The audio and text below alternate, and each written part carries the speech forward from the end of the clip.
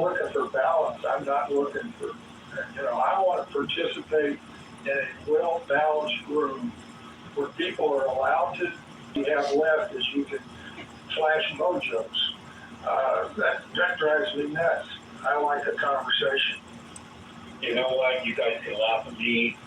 You can say it doesn't work. You can say the audio is terrible. But we do that every night on Spaces with our own topic, and we moderate it well. We people popcorn speak. We control the room and bring up new people, pick out the trolls, and it can work over there. And you only have 12 people speaking. So what room is that? That's our Tesla room on Spaces, X Spaces, almost every night. That's on the X, not on what? No, I don't even know how to get on the X. That's how old I am. Same here, Anthony. No, thank you. No, well, it's not the best stable format, but first of all, you only have 12 people that can talk and rotate them up and down. And it's kind of interesting because the whole world is listening. But just like everything else, a well-moderated room can flourish. Absolutely. And I would say, I think that you guys are right about we need the balance. We need to have people that feel very passionate about their viewpoints.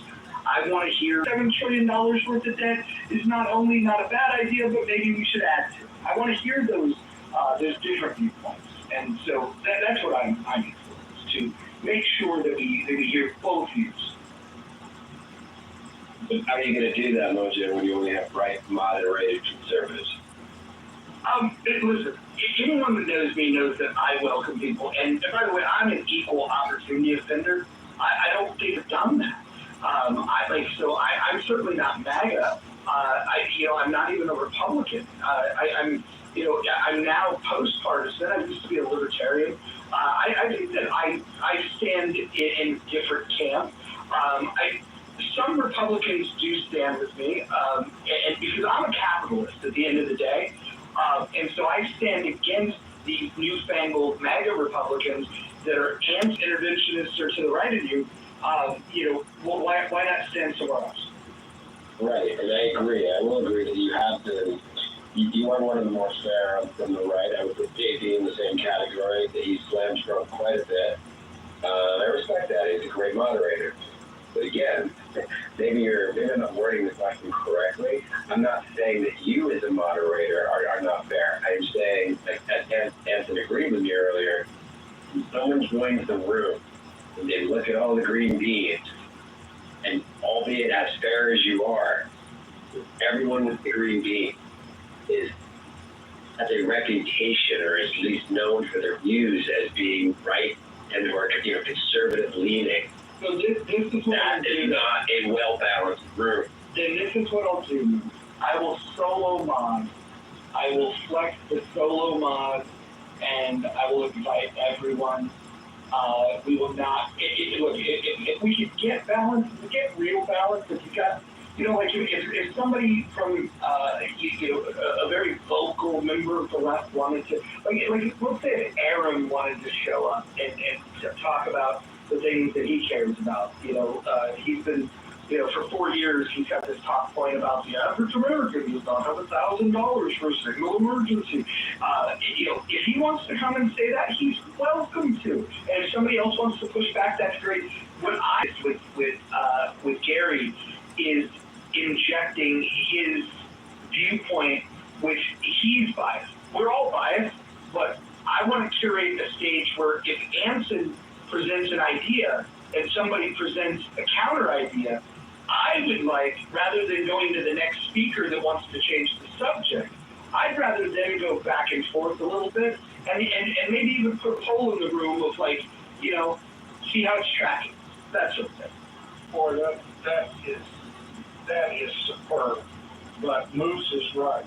We've got to get people from the left, at least reasonable people. I mean, if we get trolls from the left, and by the way, I don't mind being a co-moderator with Roger, but I don't need to do that either as long as, but I mean, if it's going to be a balanced room, we've got to get a balanced a divergence of opinion. But we also have to be damn sure that we are arguing about a problem that we mutually agree is a problem. Rather than we don't even have a problem with 20 million people residing in our country that are doing so without the permission of the government. Some people don't even think that's a problem. Well, if you don't think that's a problem, then you're trying to find a solution to it is going to be counterproductive, if you get my gist. I'm going to say one thing, Anson. I'll be real quick. Even if you don't want to moderate, you should have a moderator badge because you can interject more quickly and guide the conversation. And believe it or not, if you can run a submarine, which I think you did very well, and you're a graduate of War College, you can learn the buttons for moderation. I honestly, this would be like a wardroom discussion on whether we should go right, left, or stay where we are with the whole wardroom, even though I'm the skipper, and we'll make the ultimate decision. As long as we stay on topic and agree again, I can't, sometimes I have a hard time trying to figure out what the problem is that we're arguing about. Well, we'll give you a nuclear button, too. Well, back in the day, one of my nicknames was Reactor Red. And I did have red hair, I didn't have gray hair. But I will absolutely, under Roger's guidance and mentorship, I will do my best not to be Reactor Red in that room. It'll be I think it'll be good. I do think the framing of the conversation is important, though. And I like the idea of, do we agree that it's a problem? Because I think that we can all agree. I think most rational human beings can agree that $37 trillion worth of debt is a bad idea. And then it would argue that, no, that's probably a bad idea. Maybe that's how we got to this point.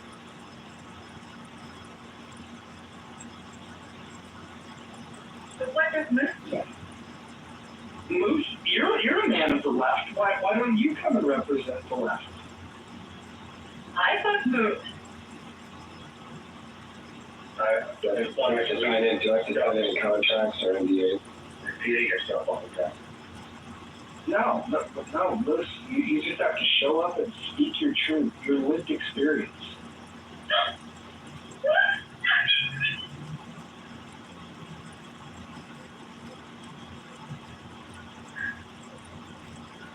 Well, same thing that happened. I have a suggestion for that kind of room, if I may. Oh, we'd love to hear it. We're open to even having women to speak on these stages. Go ahead, Tristan. So, speakers have a minimum of 30 seconds to make their point. And it has a moment of pause, and then the next person can have 30 seconds to make their point. 30 seconds. I don't want wordy, but 30 seconds is not enough always. Is it what? I agree with where you're going, so people aren't going out for 5 minutes. I believe a minute might be a better. You can decide how long 30 seconds is. I think we're living in a grid that we're timed. Okay, I know how long it is. No. Yeah. So, what if I do a visual cue? You guys have to watch. Yeah. Well, what I'm saying is, if you to come in for, I have to try very hard in order to be concise, and I think that it would be great. It would behoove everybody if they tried for as well. Well, some people don't care about being witty. That's the problem. Some people just like to hear their own voice. I agree. Good Lord, they just like get up there and let me tell you about all these things. And then here, you guys have never even heard about these things because you guys have never even heard the news in the past 6 months. Is that James Rosen, so I can't come on? To your point, Moja, I think there's, what is it? I believe the quote is, say much with few words. Excuse me. Don't say little with few words. Stand by. It's significant. Better to remain silent and not a fool than open your mouth and remove all doubt. Well,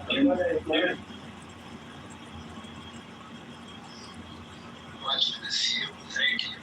Let me offer a counter perspective to Christian's suggestion.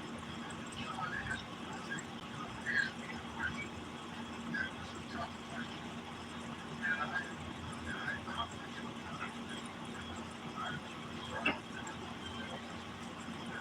whatever it was, where you could only use 140 words. If we go back to that, then the ability to have an interesting conversation. I mean, how would you like to have a conversation where you can only speak for 30 minutes, but you've got 30 seconds in a conversation? I mean, we need to stimulate conversations that are meaningful, offer a divergence of views, are rational, and are polite and respectful. I concur. However, I have to rebuttal because as a female, I'm often cut off in these rooms. I notice that other women are cut off as well. They do have a tendency of being as concise as possible. In addition to a lot of the other people, I would say that Monica and Isa are excellent at not being moved by other people giving kind of distortions or trying to interrupt them and other things during other manipulations during they think that taking a moment to think means interrupting. And we don't, I mean, if you want to go back to the whole rules of oh, okay, well, here I am and I land my plane. And so you know when to come in. We can go back to that. That's pretty simple. But it's also very formal. And I do like to hear the impassioned, Nazi, for lack of a better word. It would be really great to somehow kind of encourage people to hear each other out. And perhaps timing maybe that, but perhaps not. So, Kristen, I appreciate the Yes, darling. I appreciate the comments. I would propose that we go back to the original format to do it. My name is Mojo, and I am complete. And then once you say you're complete, then you're done. I like that. Yeah, I like the Christian side. Sorry, go ahead, Christian. Put background here. I was just about. Yeah, I was going to say real quick, so I like that. Kristen shared, and I agree with you, Mojo, goes back to season 1. And further, I would say, since this is a new house, I think it would behoove us to go over some basic house cleaning rules. What will not be tolerated. Okay. Yeah. This is good. Let me read the rules to the current house that we're in. Yeah. But bring me later. I'm happy to do this as an experiment and mob with you. Well, we're going to start that room in less than 30 minutes. If you can join, please do. It'll start at 2 o'clock Pacific time, 5 o'clock Eastern.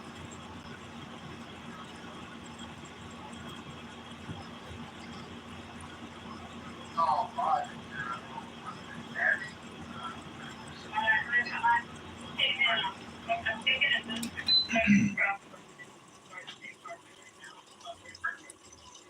Those kind of conversations with you. I like the way you frame that as if. I put back Kristen on a little bit of what you said.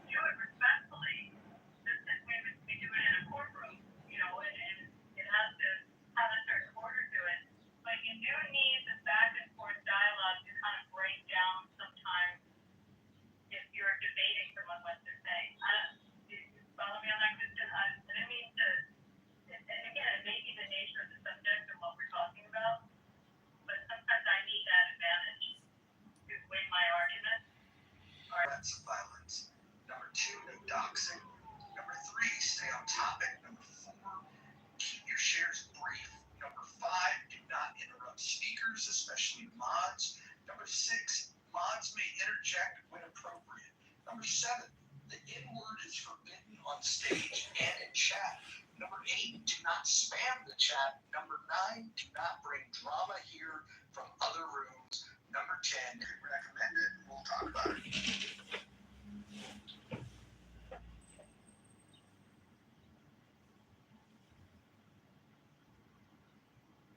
The addiction, I'll be honest, I've heard that word 3 times since I've been on this app. And and by the way, it's always in the same space. It's where you find it attracts like people like the geos of the world. Those are the spaces where I hear the K word. I've heard it about 3 times since I've been on this app. Somebody break the rule. I have no idea what the K word is. That's how old I am now. It's a slur for Jewish people. Ah, got it. A 4-letter. Got it. Yep. It's a naughty word, and point taken, Abby. I will update it. Thank you. And like the S word, it's 4-letter for Hispanics. Yeah, but I'm kind of attached to that one. I'm radical. Actually, you're really good at fighting for women to speak. I will give you credit for that, absolutely. I really appreciate that too. And for also for being the champion for people being really disrespectful. So I appreciate that. I love the back channel. It's so funny because I love words and I love hearing people being witty, especially like I absolutely dead on with a lot of the comments and everything. It is just hilarious.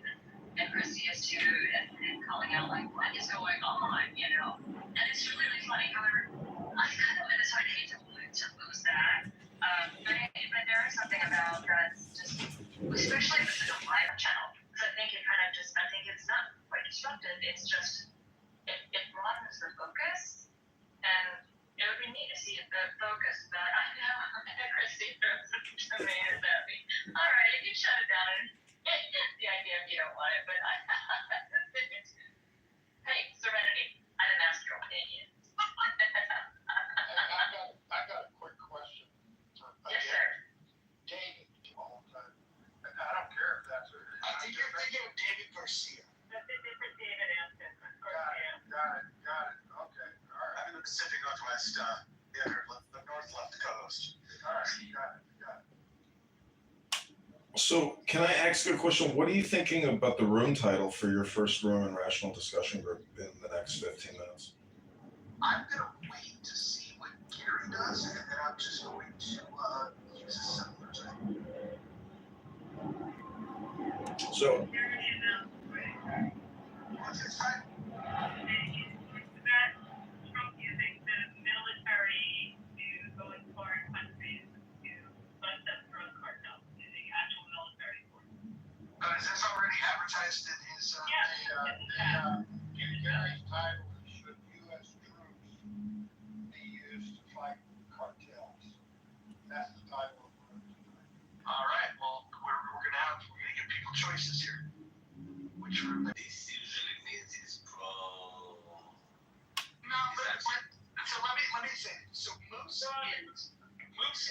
is left of center. Moose is a rational guy. I disagree with him on a lot of things. But no, he's not a radical. Like probably going to say genocide or something like this. Maybe, but sometimes people get caught up in the wordplay of like somebody else says it, so then they just repeat it. I would imagine that if you were to corner him and ask him what he thinks is happening, it would be surprising to me if he would refer to it as genocide. Okay, thank you. Another language for a second, y'all. English only. All right. Didn't have a problem with it, and you know my best, and I get along, but I will tell you. Respect. So this new room is just going to mimic his topics. That's our sole purpose. I don't think we should, but I think that's a good starting point because it like doesn't leave. It's like a little wink and a nod of like, hey, we're not really crazy about what you were doing, so we're doing this thing. But I think it would get boring real fast to do that. So we also don't want to be limited to what he's talking about. But I think for the first couple, I think it's a good idea to do that. It's just a little shot across the bow in a friendly way.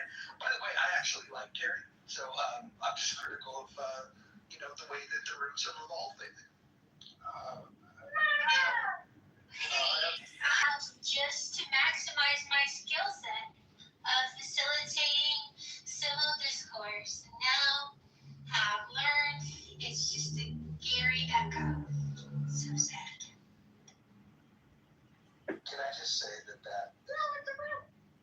is the as for room topics, the one that's passed my mind as we've been having this 45-minute discussion, and it's right in my wheelhouse. Are we closer? Do you believe that we're closer to nuclear war than ever since the Cuban Missile? Of course, I'm not just focused on military stuff, but those are the kinds of broad topics. Is it a problem? And if so, what are we going to do about it? Well, do you want to talk about it right now, or you want to wait till the round? No. I'm just suggesting that there are interesting topics that we don't have to just follow Gary's lead and let him dictate the topics. We can do that. I agree, Mojo or Roger. Let's start off that way, but let's don't. I mean, to me, the topic is how to have civil conversations, and so it does seem to me like people are actually staying on topic at this very moment. But I'm wondering, will the Rational Discussion Group also demand that people stay on topic? Because to me, I've heard you say before, Mojo, John has listened to all the bullshit you guys just spewed. You can't listen to him for 30 seconds, 60 seconds. So I'm just asking if, how are you determining what's topical? Because if I think it's off topic and then I, want to read, let's say, Bible flashcards, I think the goal is proper. I think that's the goal. A conversation on the topic. A conversation on the topic at hand. Specifically, what he's asking you is, irregardless of the fact that he is asking if he can derail conversations with impunity. That's what I heard anyway. Yeah. no, that's not true. I don't want to derail conversations, but I want intelligence. And if I think that we just listen to a bunch of garbled, Elon Musk calls politics, there's a lot of friction or like wire disruption. I can't remember the term he uses. I'm just saying that it's up to the moderator to truly guide the conversation. And a lot of people, it becomes this circular flow conversation between one or two people that can't break in. It's like, we need strong leadership in the moderator. That's all I'm saying. One of my other reputations during my time in service, well, actually, my whole professional career, was I had a pretty good bullshit detector. Nice.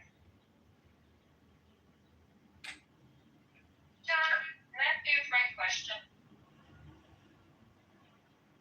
You talking to me? No, I'm talking to John. Sorry. Okay. Yeah, go ahead. Okay.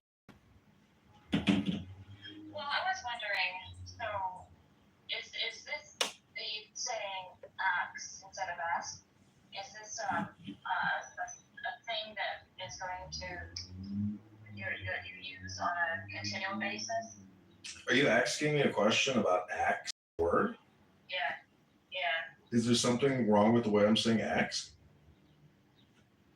I don't know, is there? Because I wonder if you're being inflammatory or if you're wanting to have a civil conversation. Well, you're asking me if the way I'm saying axe is intentional, but that doesn't violate one of the rules of the house, now does it? Is that a question? Can I ask you that question? It doesn't, but I'm wondering if you're trying to make friends or you're trying to make a statement. I'm trying to call attention to words. So when people ask me about asking questions, I ask them what they think ask means when I say it. But I find it interesting that people always want to ask me why I'm using the word ask as opposed to the word ask.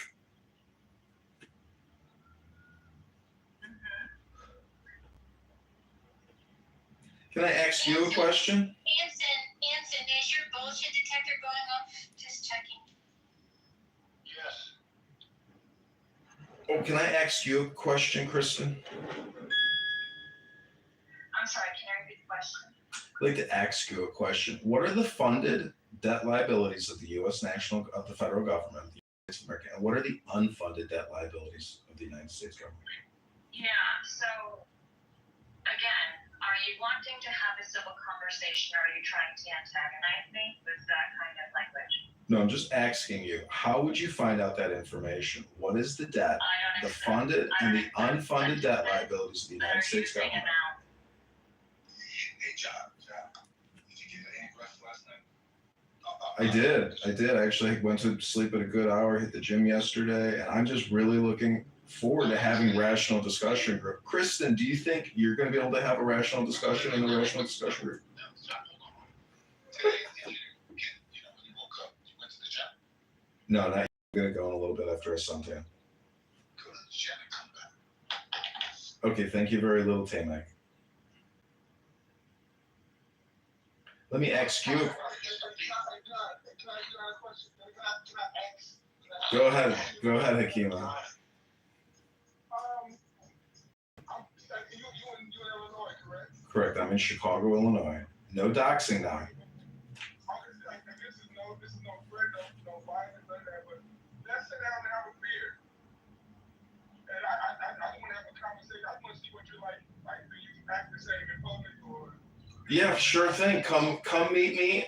I'll send you the link. You can come meet me at the Dock Restaurant Bar where the Lady Hawk, my sailboat, is at, and I will buy you a beer. Thanks for asking that question. I can't wait to meet you, Hakima. Okay, let me know a good time, and I'll be there. Okay, sounds good. Let's do it this Sunday at noon. I'll put the address in the chat. See you Sunday at noon at the Dock. And they've got great Pilsners. They've got incredible imports. They got Polish beer. You are going to love the beer selection. Don't wear a tight shirt. Shirts off at the beach. I just checked the clubhouse events, and oh my God, here we go. At the top of the list was the critical thinking forum, and right beneath it is the rational discussion group. That's gonna set off all kinds of shit. You know what? Let's do this. This will be the only time we directly copy their topic. We will come up with our own ideas, but we have to do the little wink to them. I think this is only appropriate. I agree. It'll be interesting to see how many people pop in and pop out to see what the hell's going on. That's not a piece one. At least for a day. Thanks for it. Yeah, no, it's gonna be great. It's gonna be great. It's gonna start in 7 minutes too. So at the end of the day, it's like I had nothing like scheduled or rehearsed anything. I didn't know until a minute ago what it was, but I do have some thoughts on the topic of that room, which is should U.S. troops fight drug cartels? It's a very interesting topic, I think. I've got my thoughts, but it'd be interesting to hear what everybody else has to say. I have some initial thoughts as well, but I don't have a set opinion, and I look forward to a rational discussion. Surprise. Hooray! Hey, that reminds me of, should they jump into, you see two junkies fighting, and one's a woman, one's a man, and the man hits her. Should you jump in? Me personally, when I see a woman getting assaulted, which I've only seen a couple times in my life, I am absolutely compelled, not necessarily to involve myself completely, but I will try to minimize and reduce the escalation if I can. Yeah, I agree. This is kind of the thing. It seems simple, but it could be complicated sometimes. Yeah, if you punch the guy in the face, what do you say? Hey, interesting thing. I did a police ride-along once, and in this police ride-along, there was they had pulled over a car that was suspected of a shooting at a wedding reception, and they pulled the suspects out of the car. I was allowed to get out of the car at that stop. They were pulling suspects that were suspected of a shooting. I was able to get out of the car and I don't know if that was a safe place to be or not. But when I was on that same ride along and there was a domestic dispute, it was requested that I remain in the car because the domestic disputes are so dangerous and volatile that we want the ride along to be present there. So I had to stay in the car for that. Very interesting. That makes sense. Do you think? The domestic situation could escalate when the shooting already over, but they're investigating, but they don't want you walking with something domestic. Somebody gonna get you fucked up. Wait a minute, hold on. Mike is saying he's starting his room at 3:55 now. What time zone is that? Do you mean okay? It's on East Coast time. LS Love says I'll be leaving this room because John is a racist, unfunny a-hole. I don't think that's very fair, and I don't think that's within the spirit of the title of the room here. Well, actually, if I can ask that person a question, if you think the word ask used by me indicates that I'm a racist, I would just merely point out that you're being fooled by a speaker using words intentionally to gaslight you. And part of, stoicism, enlightenment deals with, in my opinion, how do we deal with people's communication? Because the brain automatically responds to obnoxious, people. And you will meet obnoxious people, dirty people, smelly people, loud people, all day, every day. So what I'm trying to demonstrate is... Pause that thought. Monica, can you, I'm going to go open that room. Can you post it so people can move over there? By the way, I don't know why Christy is riding the nuts of Gary so hard. There is nothing that Gary has ever done for Christy, ever. So, Monica, if you could go ahead and put that in the jump chop above, that would be great. I'm gonna go over that room. Monica, can you do that? Are you listening? She said she'd be right back. Okay, Serendipity, are you able to do that? Yep, I got you. Okay, perfect. I'm gonna go open it. Thank you. Okay. This is going to be exciting for people in the audience who may not be aware. Mojo, the positive vibration experience, is opening up his first room in Rational Discussion Group, where he will be parroting Gary Baumgarten's War on Drugs. Should we use Pete Hegseth and the Pentagon to attack international narco-terrorists? Very shortly. Oh, what's her face left? Oh, she's going to go get the link. And then she's going to pin the link at the top. Then you're going to click through and engage in the new Rational Discussion Group.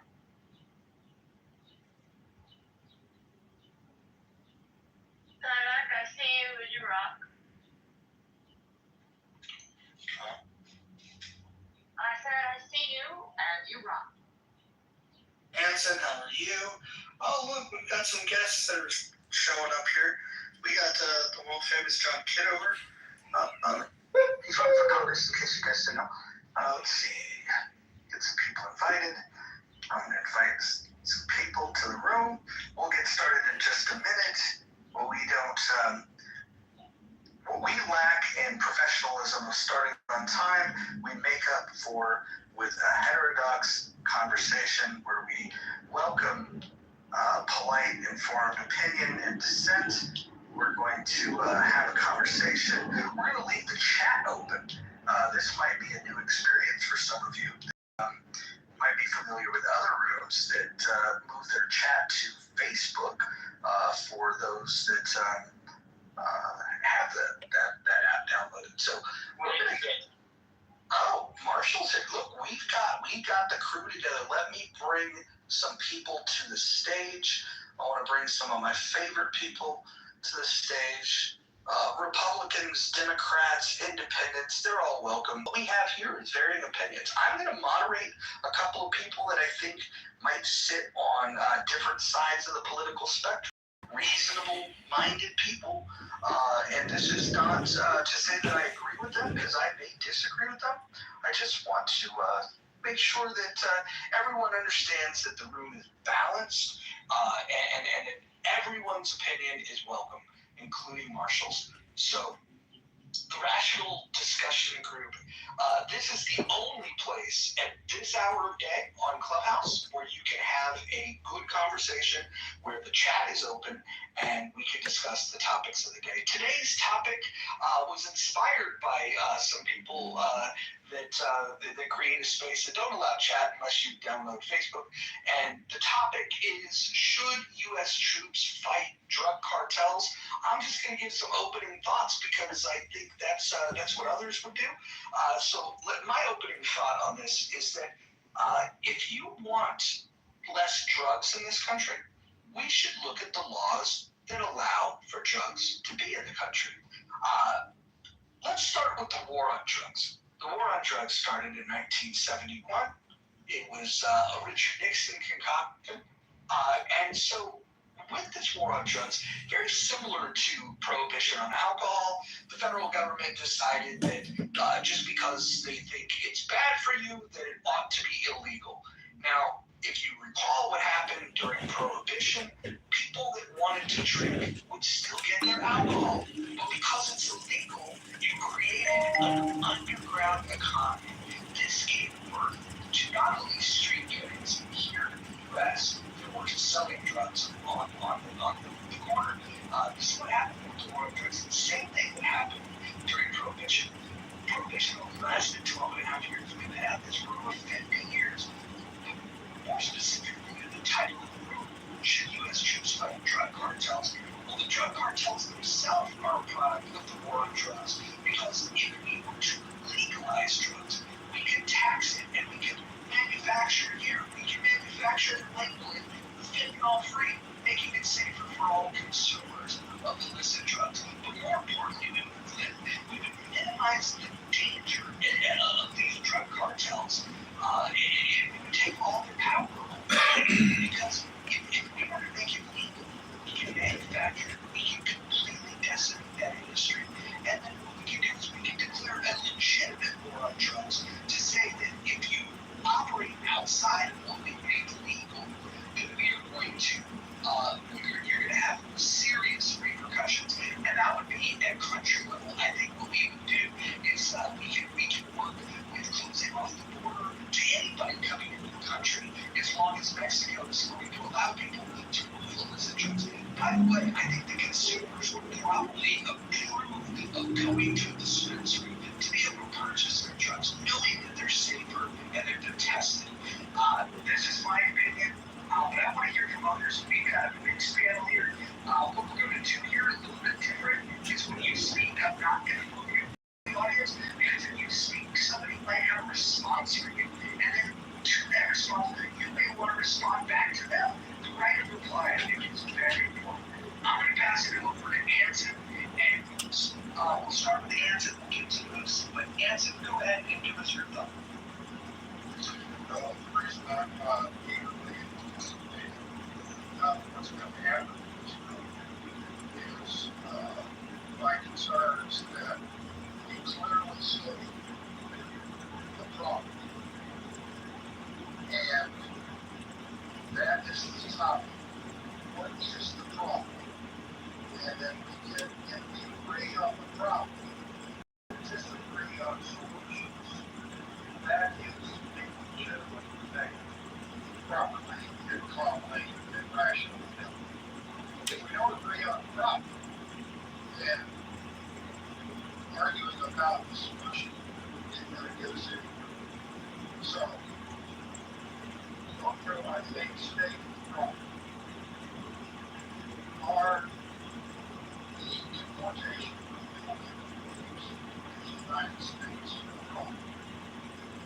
think all of us would agree that that is a problem. Okay. How best should we combat that illegal introduction of drugs into America? That's a broad topic. This one is picked specifically. Should the troops, U.S. troops, fight the drug cartels to mitigate the importation of drugs? So, to stay on topic, let me first suggest not all of my very brief. United States military troops should never be involved in law enforcement activities, God forbid, inside the United States, but even exterior to the United States. American troops are not trained as law enforcement agencies, and the use of them to enforce the laws is wrong-headed and should never even be considered. So I oppose the idea of U.S. troops fighting the cartels, but I will put a caveat to that. If they come into the country, cross the borders, and law enforcement is unable to thwart that action, then military action by the troops to enforce sanctity of their borders might well be considered. I'll leave it at that. Well said, well said. Bruce, go ahead, let's get your thoughts. I agree. I'll keep it brief in the middle of statements here. So I agree with that. Yes, I think the military, that's the purpose. The military to enforce laws. They're would essentially make us really a military state. And where we draw the line is even a bigger problem, right? If we're going to start, well, okay, yeah, let's war on drugs, right? Like you stated earlier, Jim Nixon. Then, where we stop, there has to be a distinction between what the military represents and when DEA, or enforcement agency, SBI, those agencies are very equipped. And it's counterintuitive to have military like that. I don't know, we can go down if we start with drugs to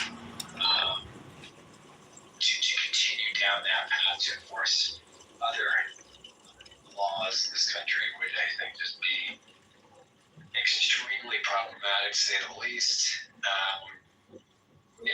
As radical as it is, what if we toss out the idea? I mean, we forget that in history terms, that long ago, it's not the 1800s, it was, prohibition was real.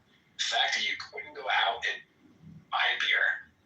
And of course, what happened was organized crime. Al Capone took full advantage of that. So, similar to today, if we legalize a lot of these drugs, it's going to essentially significantly reduce the demand for the need for the cartel and their business. So, it's what others have to say.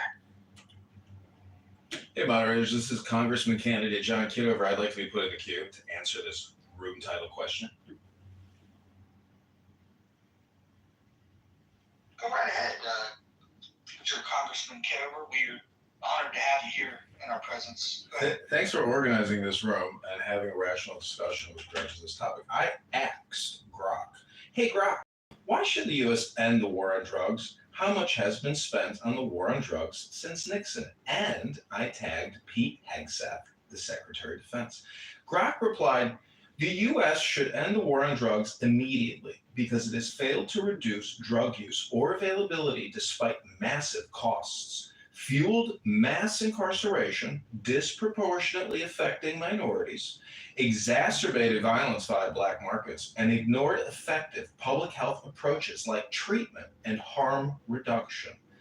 Diverse analyses, this is all cited by the Brookings Institute and the ACLU, show legalization and regulation saves lives and money. Since Nixon in 1971, over 1.2 trillion has been spent per estimates from the statistic of the White House Budget Office. That's the first thing I wanted to say in regards to title. This is what I wrote. This is what I would consider to be the next step.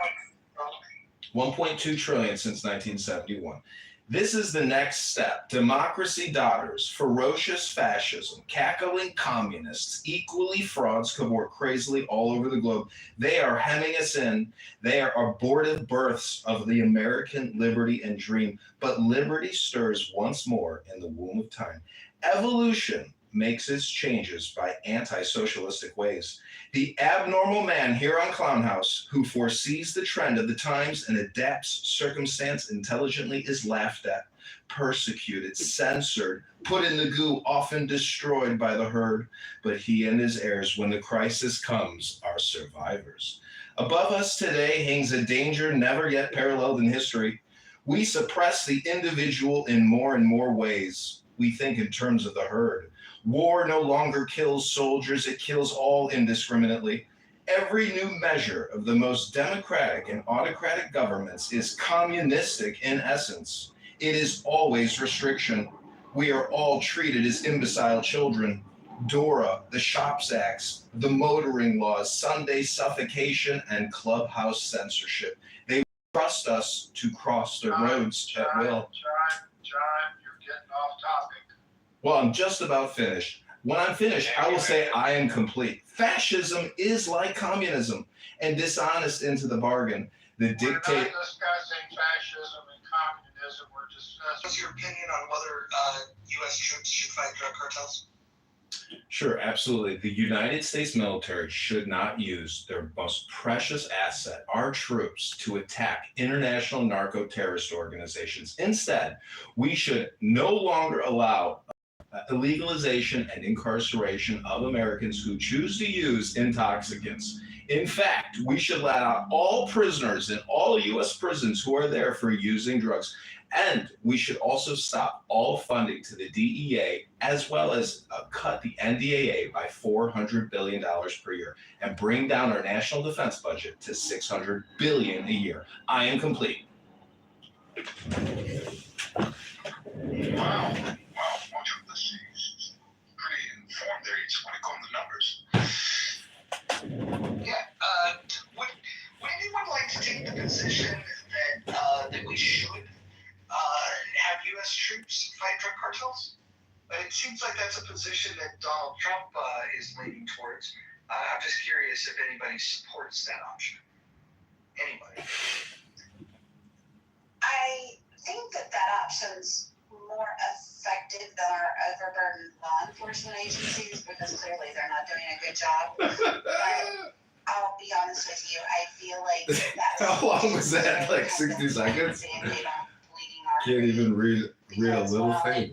Nobody has any patience. Temporarily, I mean, the illicit drug cartels, that's like $150 billion business every year for them. So that's not really going to do anything to fix the problem. And, I have some reservations about legalization simply because, I worry particularly about the youth in our country and normalizing the legalization of drug use. I don't think that's necessarily a great idea.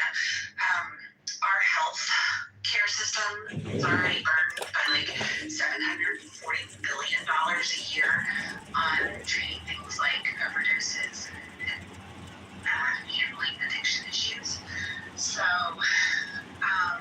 I worry that that's just going to expound on that cost as well. And I don't really know that decriminalizing it, which is kind of like that midway road, I don't know that that's even really a solution. That really isn't going to do nothing for controlling the supply-demand issue, which is going to still give the cartels power. So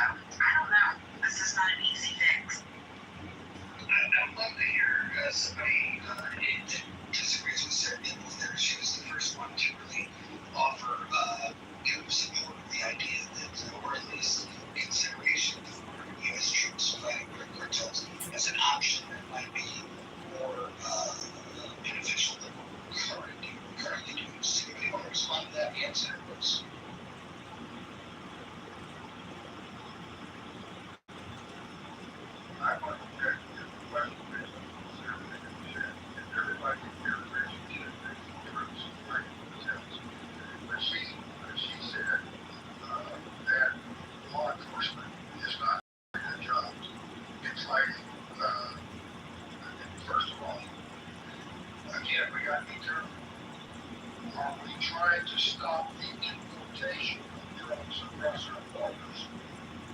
Yes, we know, of course we are, law enforcement is trying. But the other problem is, once the drugs are here, how do we enforce the current laws? Should it is legal inability of law enforcement to do either of those a result of law enforcement, or is it a result of the laws that we expect them?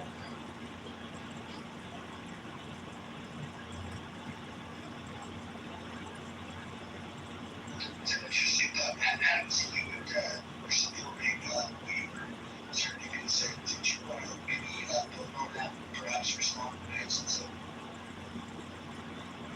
Give me a second. Sorry, I'm in the store.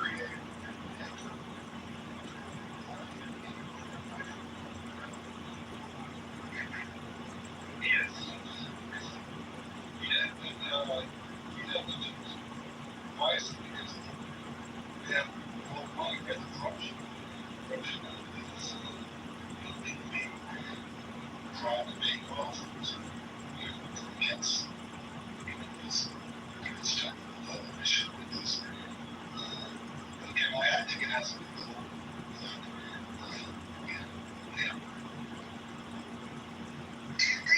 we should talk about the role that China plays in the fentanyl getting to Mexico before the fentanyl makes it into the drugs that come across the border that Americans are addicted to.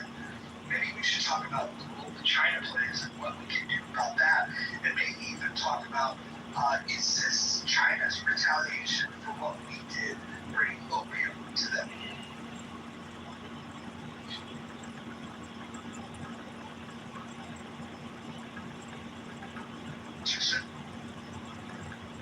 Well, when we see how people respond to the fentanyl, the zombie apocalypse in major world cities where people are just very sharing I smoke cannabis and I drink alcohol, beer and wine, and sometimes vodka.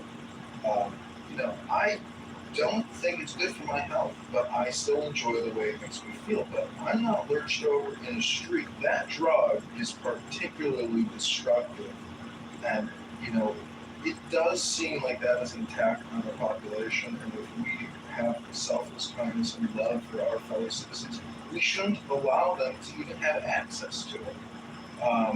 Or we should. See, I think you can both sides of the fence here and never really find a real good solution. And I apologize for doing that oratory of reading, from script, but I think, if I hate to go off topic, but if the room doesn't look at this as a philosophical topic as well, I think there's a big point to miss about freedom of choice.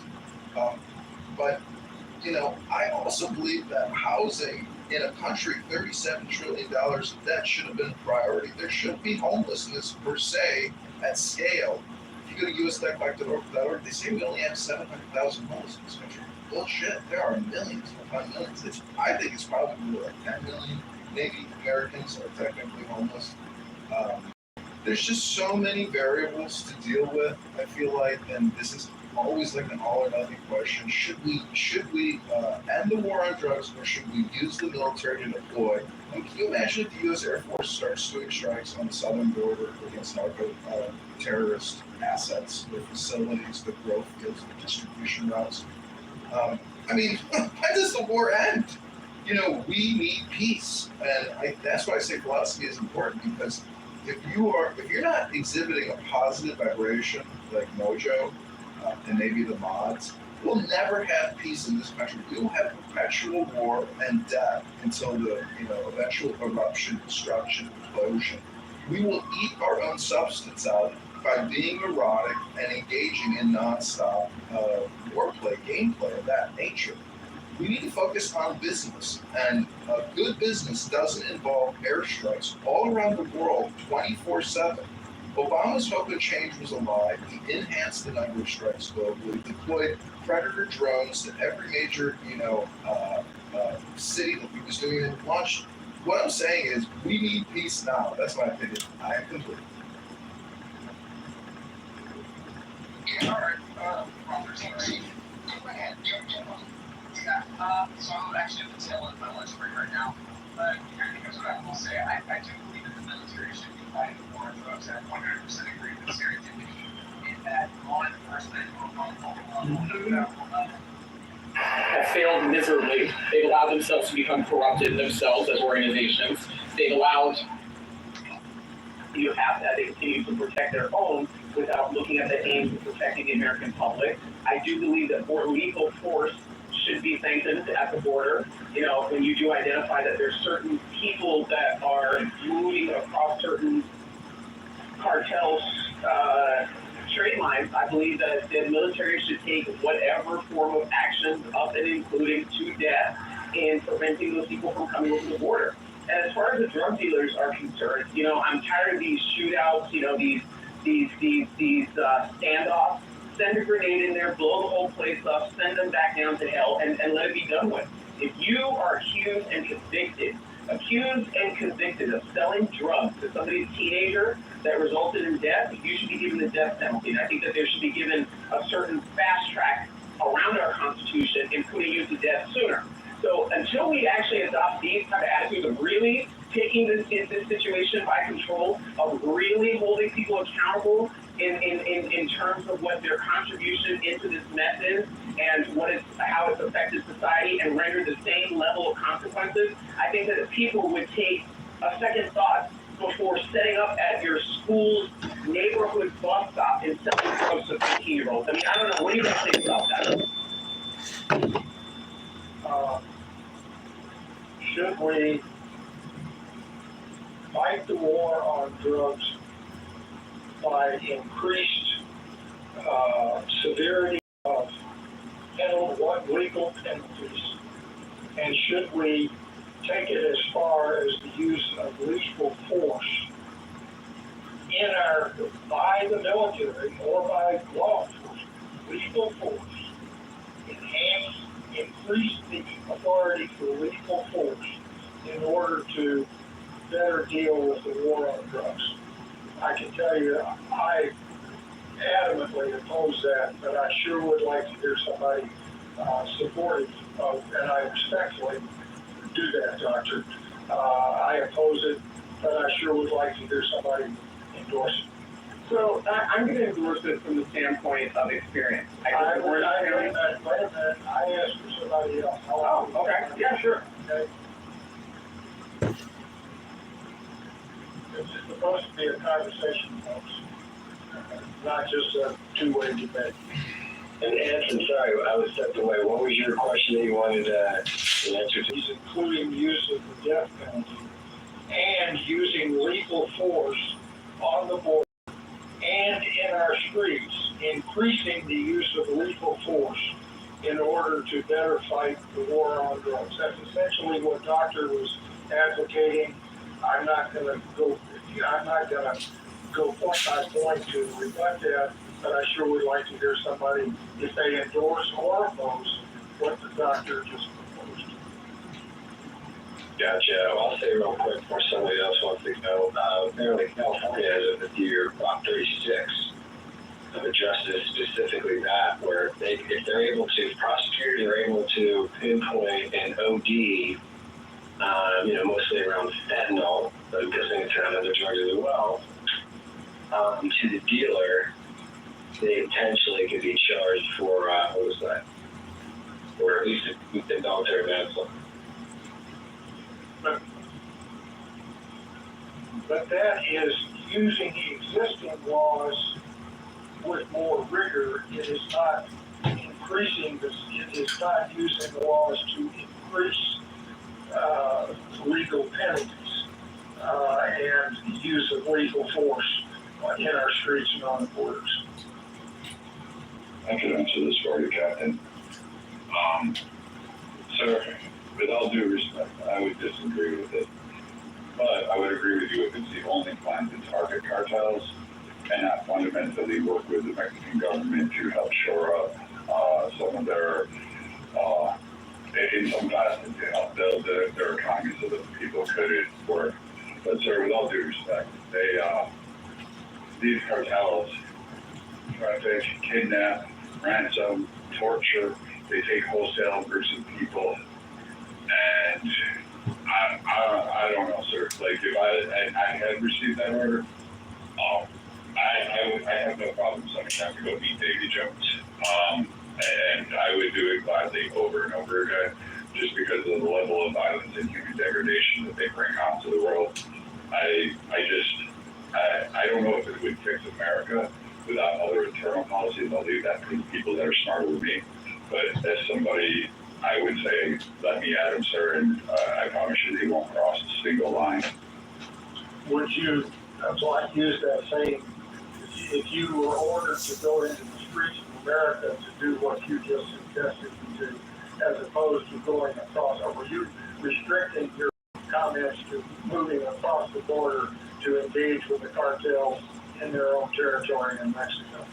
I would never want someone like me deployed on the streets of America. The Americans don't want me on the streets of America trying to go target people. I'd leave that up for the domestic forces. You would want, what kind of standards and policies you want domestically, but should we bring in people that are, should we allow these people to prey upon our citizens, rape them, kill them, murder them, torture them, and put them in, it kind of urged me on that. I say let us go and draw the line at our borders and let the domestic policies take them. Yeah, so jump in this real quick. So we have models that look much different than the U.S. model. If you look at, for example, Portugal, where they legalized drugs, but they also destigmatized it and opened up a lot of rehab facilities to make sure that they could help people that suffer from addiction.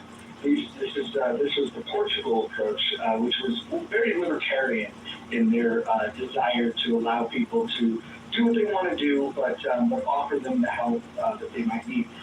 If you compare that to a zero tolerance policy, such as Singapore, where they have harsh penalties, small amounts of drugs will result in many years in prison and even being caned. They also have random drug testing for the individuals, as well as compulsory rehabilitation. If you are caught utilizing drugs for the first time, they will put you in rehab and even offer long-term supervision after you're released. They also have strict border and customs enforcement to prevent it coming in at the border. Something that we don't care what comes in this border. And I won't get too political, but it seems like we turn a blind eye to everything that is at our border, whether it's drugs, whether it's people, it doesn't seem to matter. And so I guess I would just throw this out there that when looking at these approaches, Singapore's got the zero tolerance. They didn't have to go and send their troops into other countries. They were just able to take very drastic measures within their borders, which has resulted in probably the lowest drug use that you'll see in any country on planet Earth.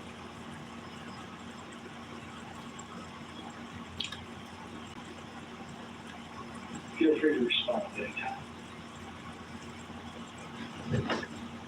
I don't know if those models would actually work with the Mexican cartels or the Canadian cartels, for the few that are doing their stuff up north. I don't know if that model would actually work over here with the stranglehold and the weaponry that the cartels have. I mean, let's not forget the cartels actually have a significant stake in agricultural products, so they're shipping them over mixed with their drugs. But of course, they're sending over agricultural products. I think we could lock down the border. I think we could do a better job in the Gulf.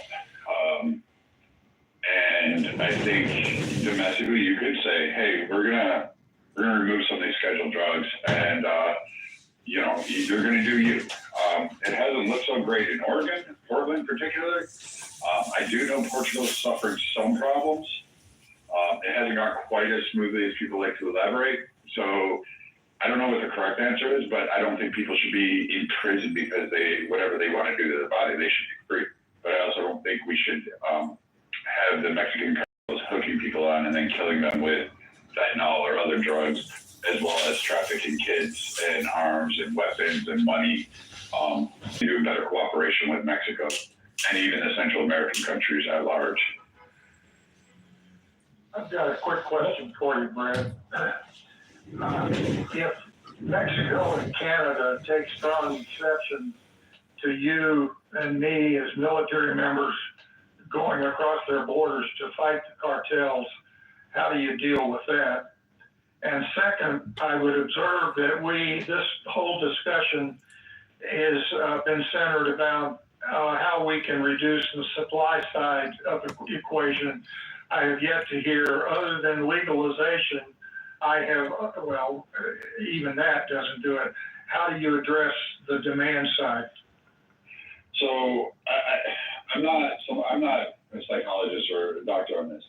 You and I both know the sea lanes and the seas well enough to know that how they're getting them across. I literally am looking at a map on my wall that has my old routes on it, and from the interventions and the target that we had. We know what they're doing. We know how they're doing it. We know what types of crafts they're using. It's not hard to just go ahead and do it. And if the countries don't want us there, we can do simply what we did to North Korea. We can just contain them and corral them into a port. We can lock down the land barrier that's ours, and they can just make all the cocaine they want to. It's just not going to be sold anymore. And we can definitely achieve that. Some of it gets smuggled, but we could achieve it. As far as domestically getting people off drugs, I don't know. America's weird. It's not like other nations. We're never happy with just what we have. It has to be bigger, better, faster, stronger, or more potent. We went from peace, love, dope, and marijuana in the 60s to now, the 80s was like full-blown coke, and now we're talking about fentanyl. And it seems every 10 years, 20 years, it seems like something bigger, better has to come along for Americans. We're just never happy with just a simple joint. Even marijuana is not marijuana from the 60s. Today, that shit is, good luck with that. You're not going to find it. I've never heard people talk about THC levels and how excited they are to walk around like a zombie just from inhaling or taking in THC. So, I don't know. How to treat the domestic side, I really don't know. Maybe make it legal, but making beer legal didn't cure alcoholism. So I don't think making drugs is going to solve that problem.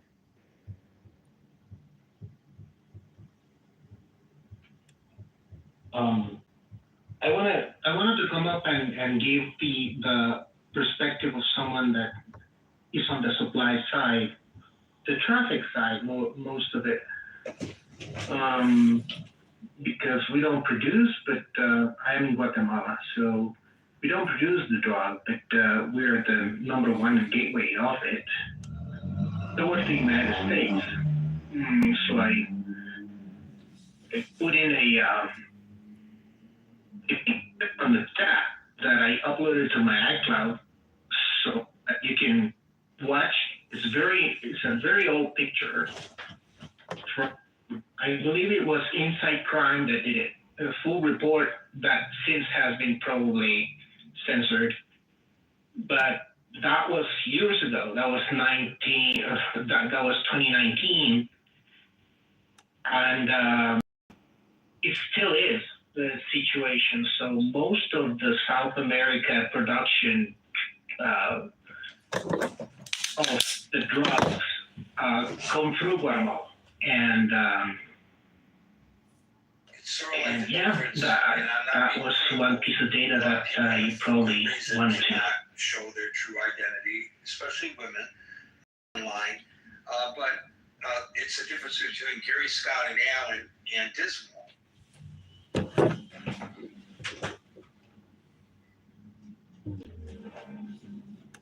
That's interesting. Could you help us understand the importance of Guatemala? Like the map shows, obviously, if accurate, some pattern here, but what is the strategic advantage?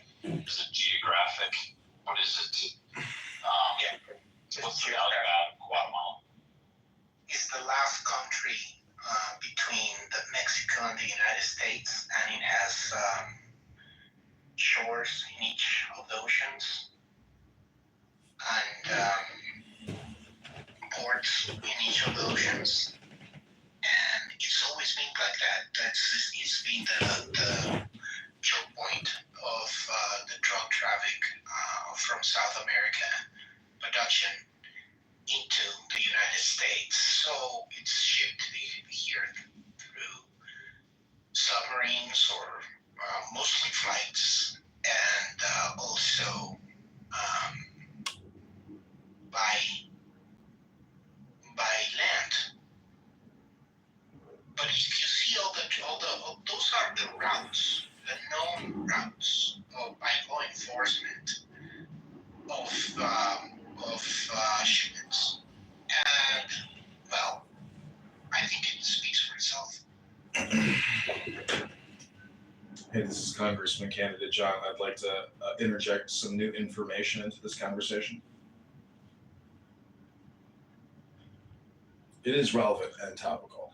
The U.S. national debt is now at $37 trillion, and the U.S. total debt, which is unfunded debt and interest, is $105 trillion.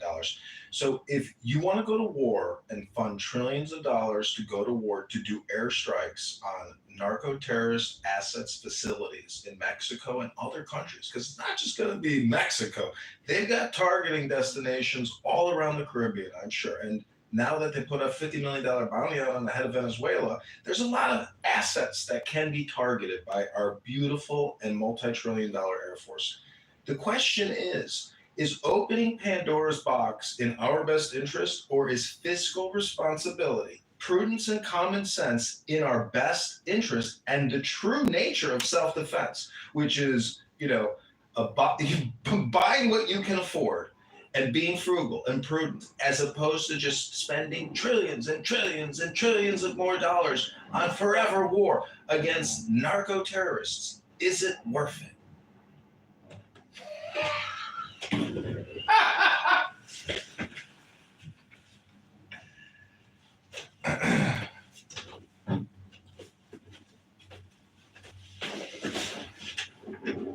Oh, I forgot to say I am complete.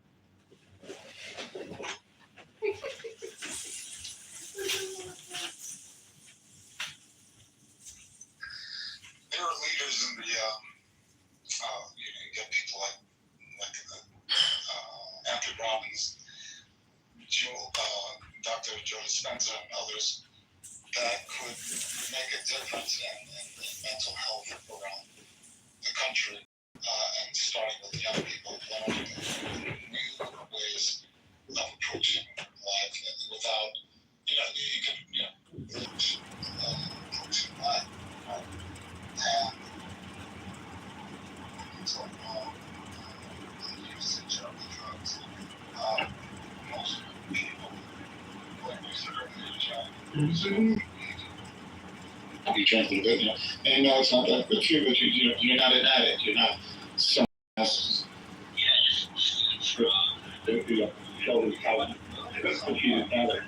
So, I do think that she's real, and I do think these kind of people I mentioned, if they're working with the government, they would influence families and children and in a different way, so that the end result of it would be that it would be pretty transformational, and that I thought the Night's Watch might make a man of you. Managed to stay soft. His religion on somebody, where families will be involved, children will be involved, and they could, it would be common sense because it's science and data, you know, and just putting that there. So what would happen is just knowledge of it is one thing, but in the practice of there's just another stuff going to the gym. Yeah, you know, you should go to the gym, but do you go? Right? So the follow through with these kind of different intentions would take a while, but it would be such common sense that families would want their children to understand these kind of principles and these kind of I want to let all the racist white people in this room know that your next president is going to be a black woman, and I know that's triggering to you, but Come on my eyelashes, Kamala Harris. You didn't have black women. Wait. Is he taken? Is it a white man? He's going to hunt me down. And what kind of shit is going on in me? Of course. What do you mean? Walk around the Olympic, you know, and the reason why is one of the reasons there are people that engage a little bit too much. It's because they're trying to chase that happiness and chase that emptiness. So that, I think, would be, I don't like to use the word war on war.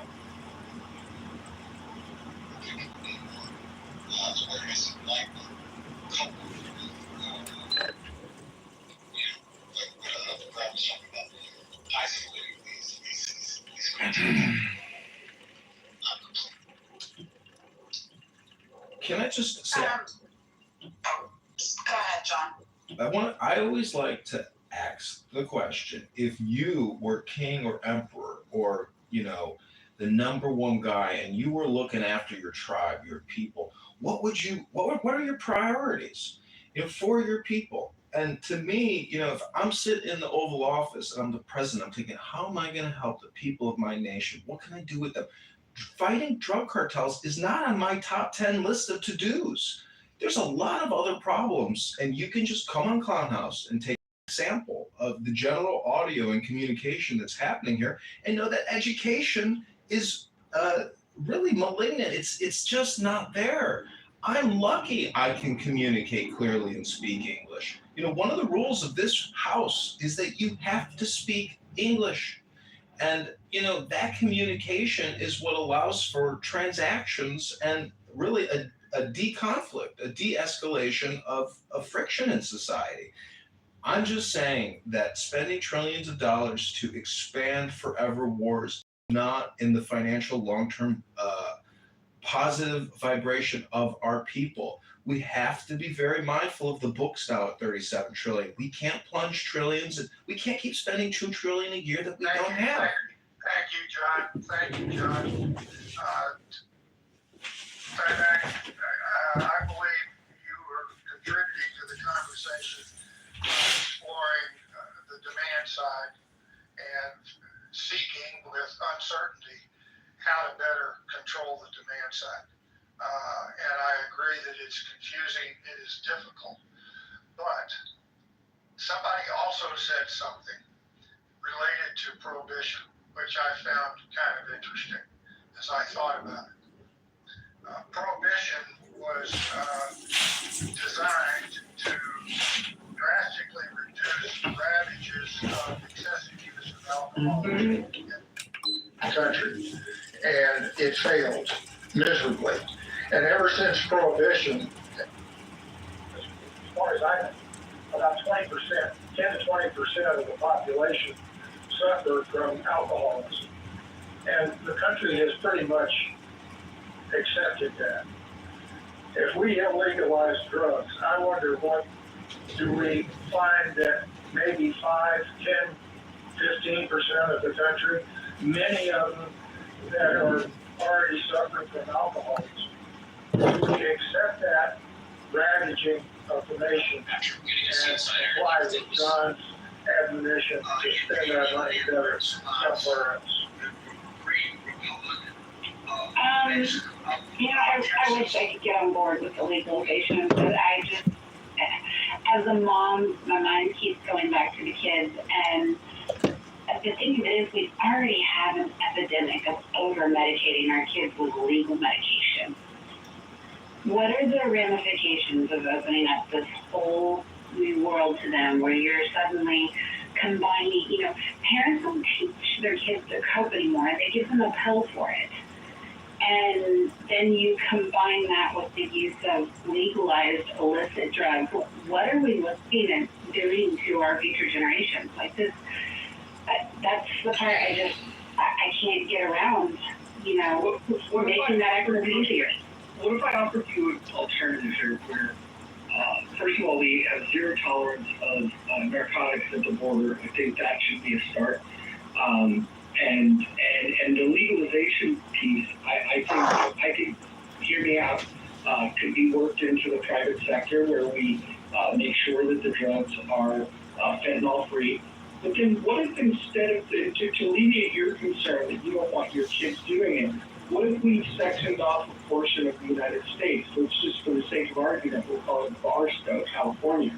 And if we were to just deem that a drug zone, and then say that it's basically Singapore-style drug regulations outside of that zone, and then country-style, smoke them if you got them, if you're within the confines of Barstow. And we only allow adults into Barstow, and so kids would not have access to it. It's people that would opt, if you want to be a drug addict, if that's your choice, we will move you. You have two options. We can either get you rehab or we send you to Barstow. What do you think of that? How about a time Pretty much the same thing, because Barstow is an island between LA and Barstow. District of Illinois and New Jersey. Now, Section 20th Amendment, Section 2. The Congress shall assemble at least once in every year. Such amendment. Adam, do you like that idea? That we legalize it in Barstow?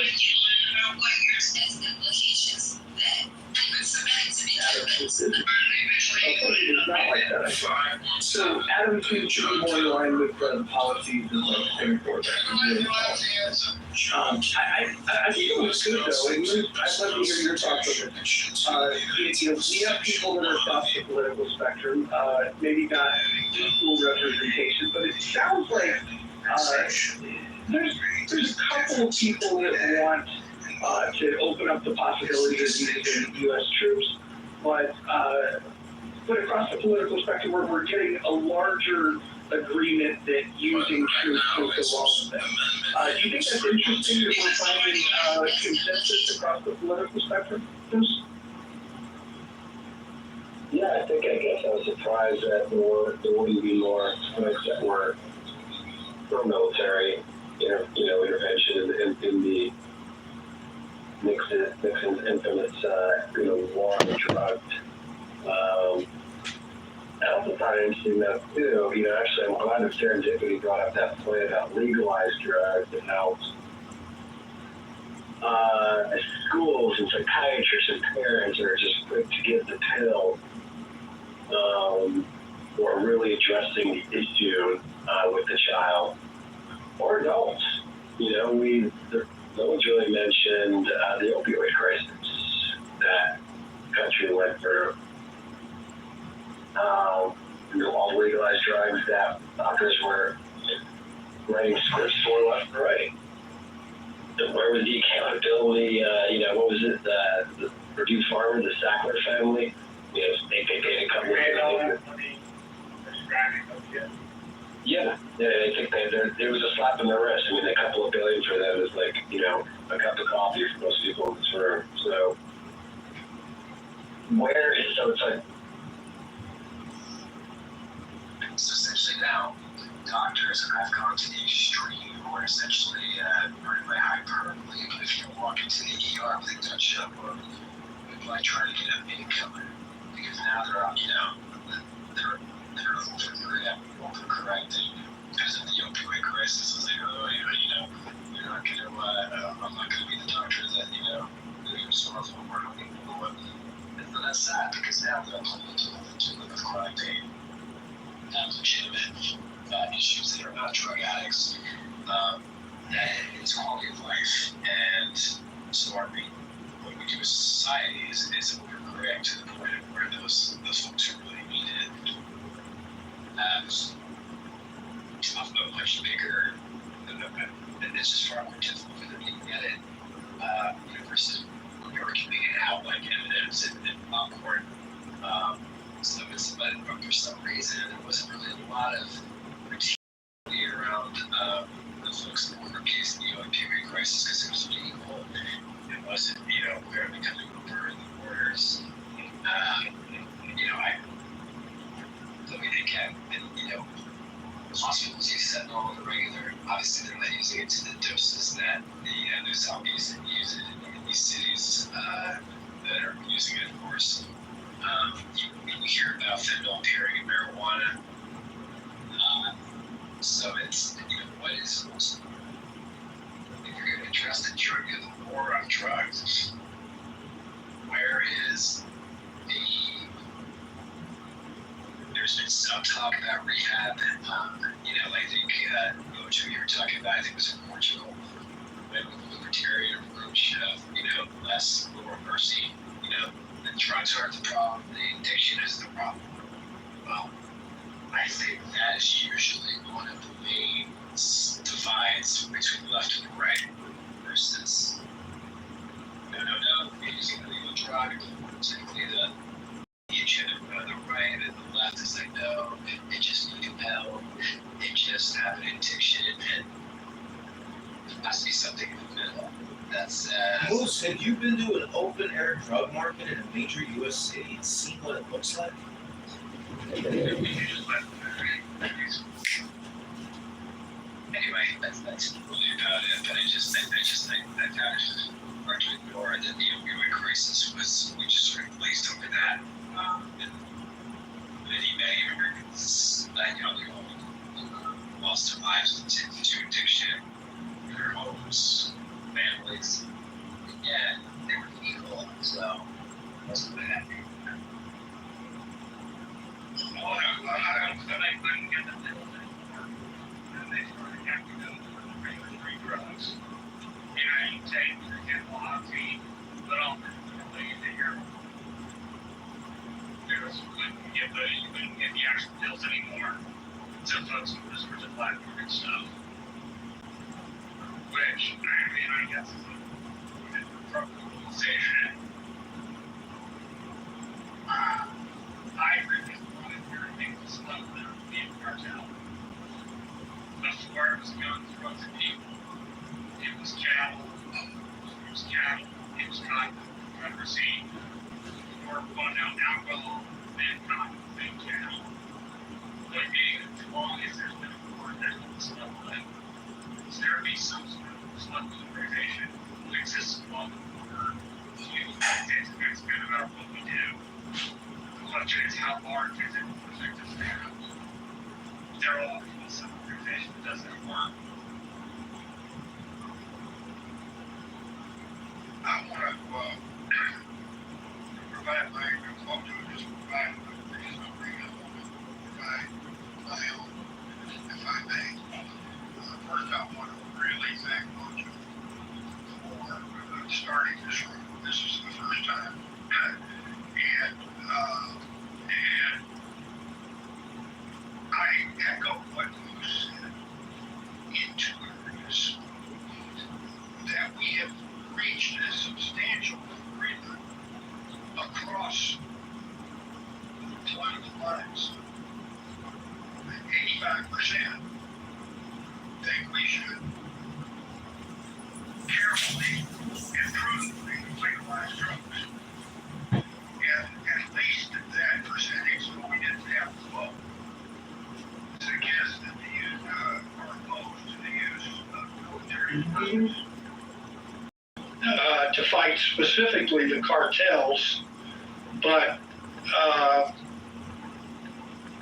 I don't think we need to, we didn't talk about it, but I think, generally speaking, the solution to the drug problem is not the use of military forces on the part of the United States. And there seems to be an emerging consensus in the room for that. Consensus on some difficult subjects.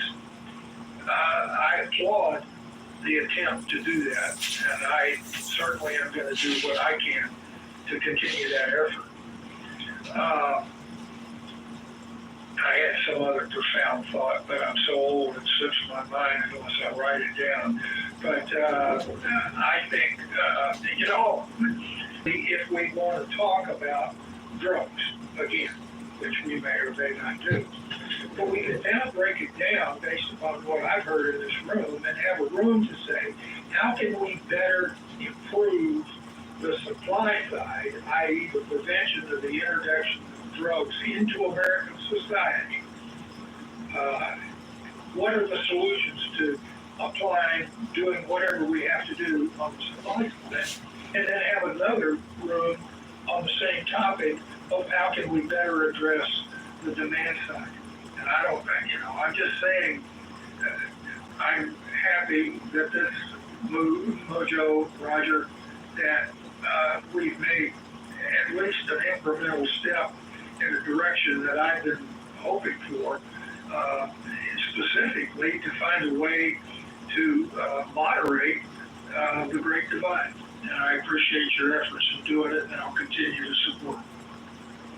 No, I appreciate it. Appreciate you, Anson. I think this has been a good room, and we'll keep it going for another 30 minutes, and then I got to do some things. So I want to make sure that's some thoughts. Please jump in. I would like to add that I think you're at the brink of understanding the whole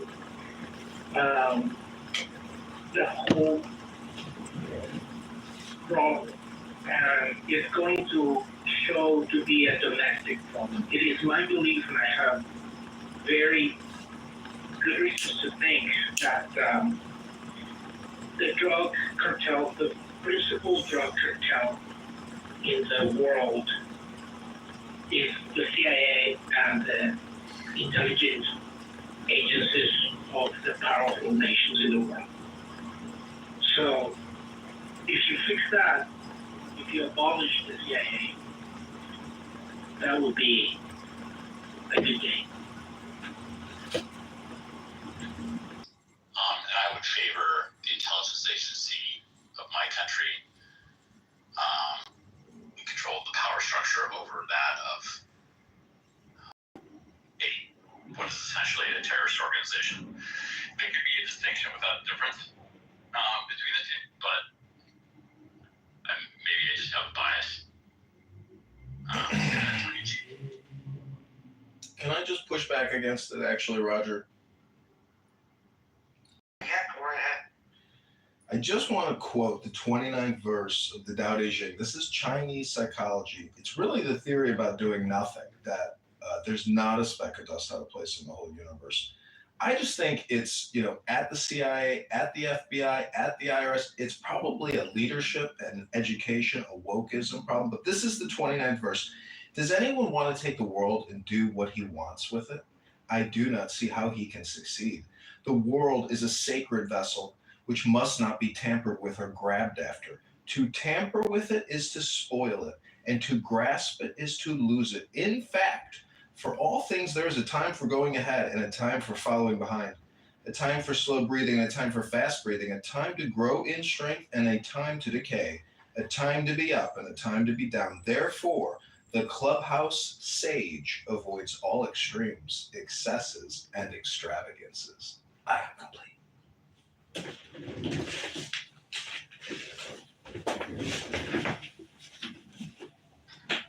What I appreciated about this room most is in the beginning with Anson clarifying that we need to agree that there is a problem. If we agree there is a problem, then we can start to define better what the problem is specifically, and then we can get into solutions. And I think people have done a good job of illustrating that not only is there a supply side problem, there's a demand side problem, and I appreciate that nuance. There's also other approaches, alternatives to sending U.S. troops to fight drug cartels I would just like to submit, though, that when I talk about favoring legalization of drugs, it's not because I think people ought to use them. It's that when I look at the results of what happened in Portugal, the long-term use actually decreased. And I don't think that's something we should ignore. I think we should actually try to better understand how is it that you made it legal, more easily accessible, and yet long-term use was reduced. I think we should better try to understand that. The other thing that I want to be careful of is I don't believe that reducing the amount of people that use drugs is even really the goal that I have in mind. If somebody wants to use drugs, like, for example, if Keith Richards of the Rolling Stones decides that he wants to be in his hotel room and use illicit drugs, I don't really care about that. That's a personal choice that he can make. The problem that I have is the violence that's associated with obtaining the drugs. Because when you drive something into the underground, if you can't go to the police and if you can't utilize the courts, you're going to utilize a different system of justice. And this is why if you're selling crack cocaine on a rival street corner in the city of Baltimore, or you could pick whatever big city you'd like, this is where you have violence. And if you look at the gun violence in this country that people rail about when they talk about they want to restrict your access to guns or gun ownership rules, they forget that when you eliminate suicide and when you eliminate justifiable homicide, of the homicide rates, the majority of that is contained to about 6 city blocks in about 10 U.S. cities. I mean, that's the overwhelming majority. And so, and then if you ask yourself, well, what's causing the violence? It's not necessarily using the drugs, it's the business of selling drugs. So I think there's more to explore here, and I appreciate people not wanting their children to have access to these drugs. But just because something is bad for you doesn't necessarily mean that the right solution is to make it illegal.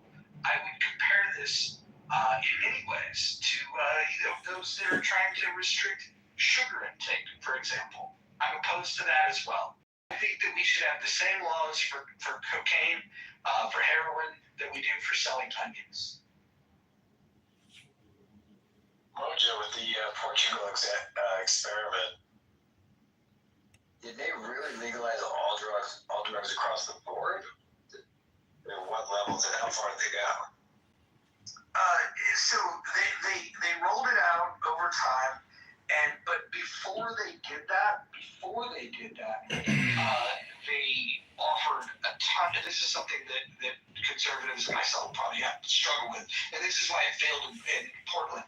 Is before they legalized it, they made sure that they had all of the courts aligned to be able to, instead of punish somebody and sentence them to a jail, to be able to give them the alternative to go rehab themselves. So if somebody found themselves in a courtroom over, or maybe they were in jail previously on drug charges, they got resentenced to go to rehab. And then what they did when they legalized it is they made these centers optional for you to check into.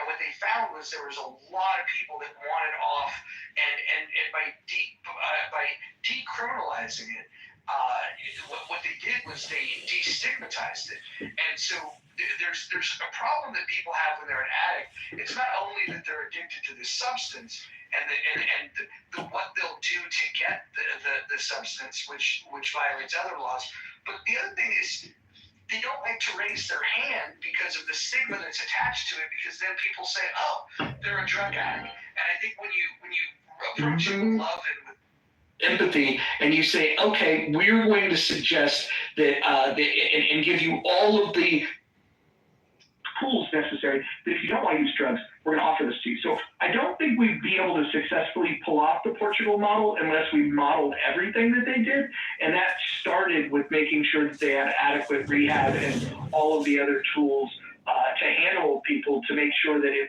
their choice was to avoid drugs, that they had those tools at their disposal. I would, on one point, one part of that, Mojo, given the choice of incarceration or rehab.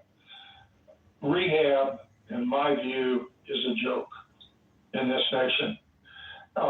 And we have made very little progress in figuring out how to rehab addiction.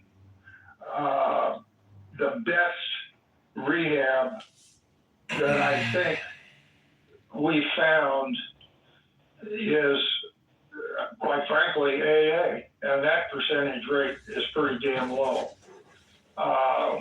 But many go to any AA room, and if there's 20 people in the room, there's going to be 2, 3, maybe 5 that are going to have their sheet signed by the moderator, by the guy that runs the room, so that they can prove to the judge that they're continuing to go to AA. If we want to make inroads into the demand side, I suggest that the mental health community needs to get its act together and develop a warp speed COVID-like program to rehab people, which is a combination of psychology, medication, and medication. Just relying on the spiritual approach in AA is, as we've been doing through the last 8+ years, is not going to get the percentages anywhere of success anywhere farther up the scale right now. So I would suggest a major effort on the part of the mental health community to figure out how to better rehab addiction is a crying need in the country. Well, I don't know if you're familiar with the studies that they do on mice. What they found was that if you offer cocaine to mice, the ones that will go and utilize it are the ones that are not socialized with the other mice. Now, we don't know for sure if this plays out the same way with human beings, but it stands for reason that if you're isolated, if you're alone, if you don't have a social connection with people that are living law-abiding, traditional values in their life, I would imagine that if we could identify people that are isolated and make genuine attempts to end that isolation, that would be the best effort that we could make that would help people to resist the temptation of drugs. Because that study is very fascinating. That the thing that leads to the biggest predictor of which mice are going to use it are the ones that have already isolated themselves from the other mice. It is kind of fascinating. Although I think I would imagine it's case specific though. I can see that working for fentanyl. Fentanyl users, I've never done it, but my understanding is you're not looking to be loquacious and be socialized, that you're essentially looking to nod out, nod off. But the other drugs that were very conducive to partying and the rave scene and Molly and cooking the 80s, the stockbrokers doing coke at lunch and Molly to go to raves and ecstasy and all that. I think it would be case specific. Similarly, I think marijuana is it's unique in that way because I think there's a lot of stoners that are very antisocial, and they just zone out at home doing their thing, playing video games, whatever it is. But some people read books. I'm just saying that people use drugs for performance enhancement, experience enhancement. And, Big Pharma pumped trillions of dollars worth of experimental mRNA vaccines into our bodies. And, I think that a room that has an all or nothing title is generally clickbait. And I'm just saying that if you were to do a full assessment and expand your scope, you would see that this small little room title, which deals with a very specific, operation, because it could be global. It doesn't just have to be Mexico. couldn't it be, the heroin distributors from Afghanistan or Italy? Like, where does the war end on fighting international narcotic smugglers and terrorists?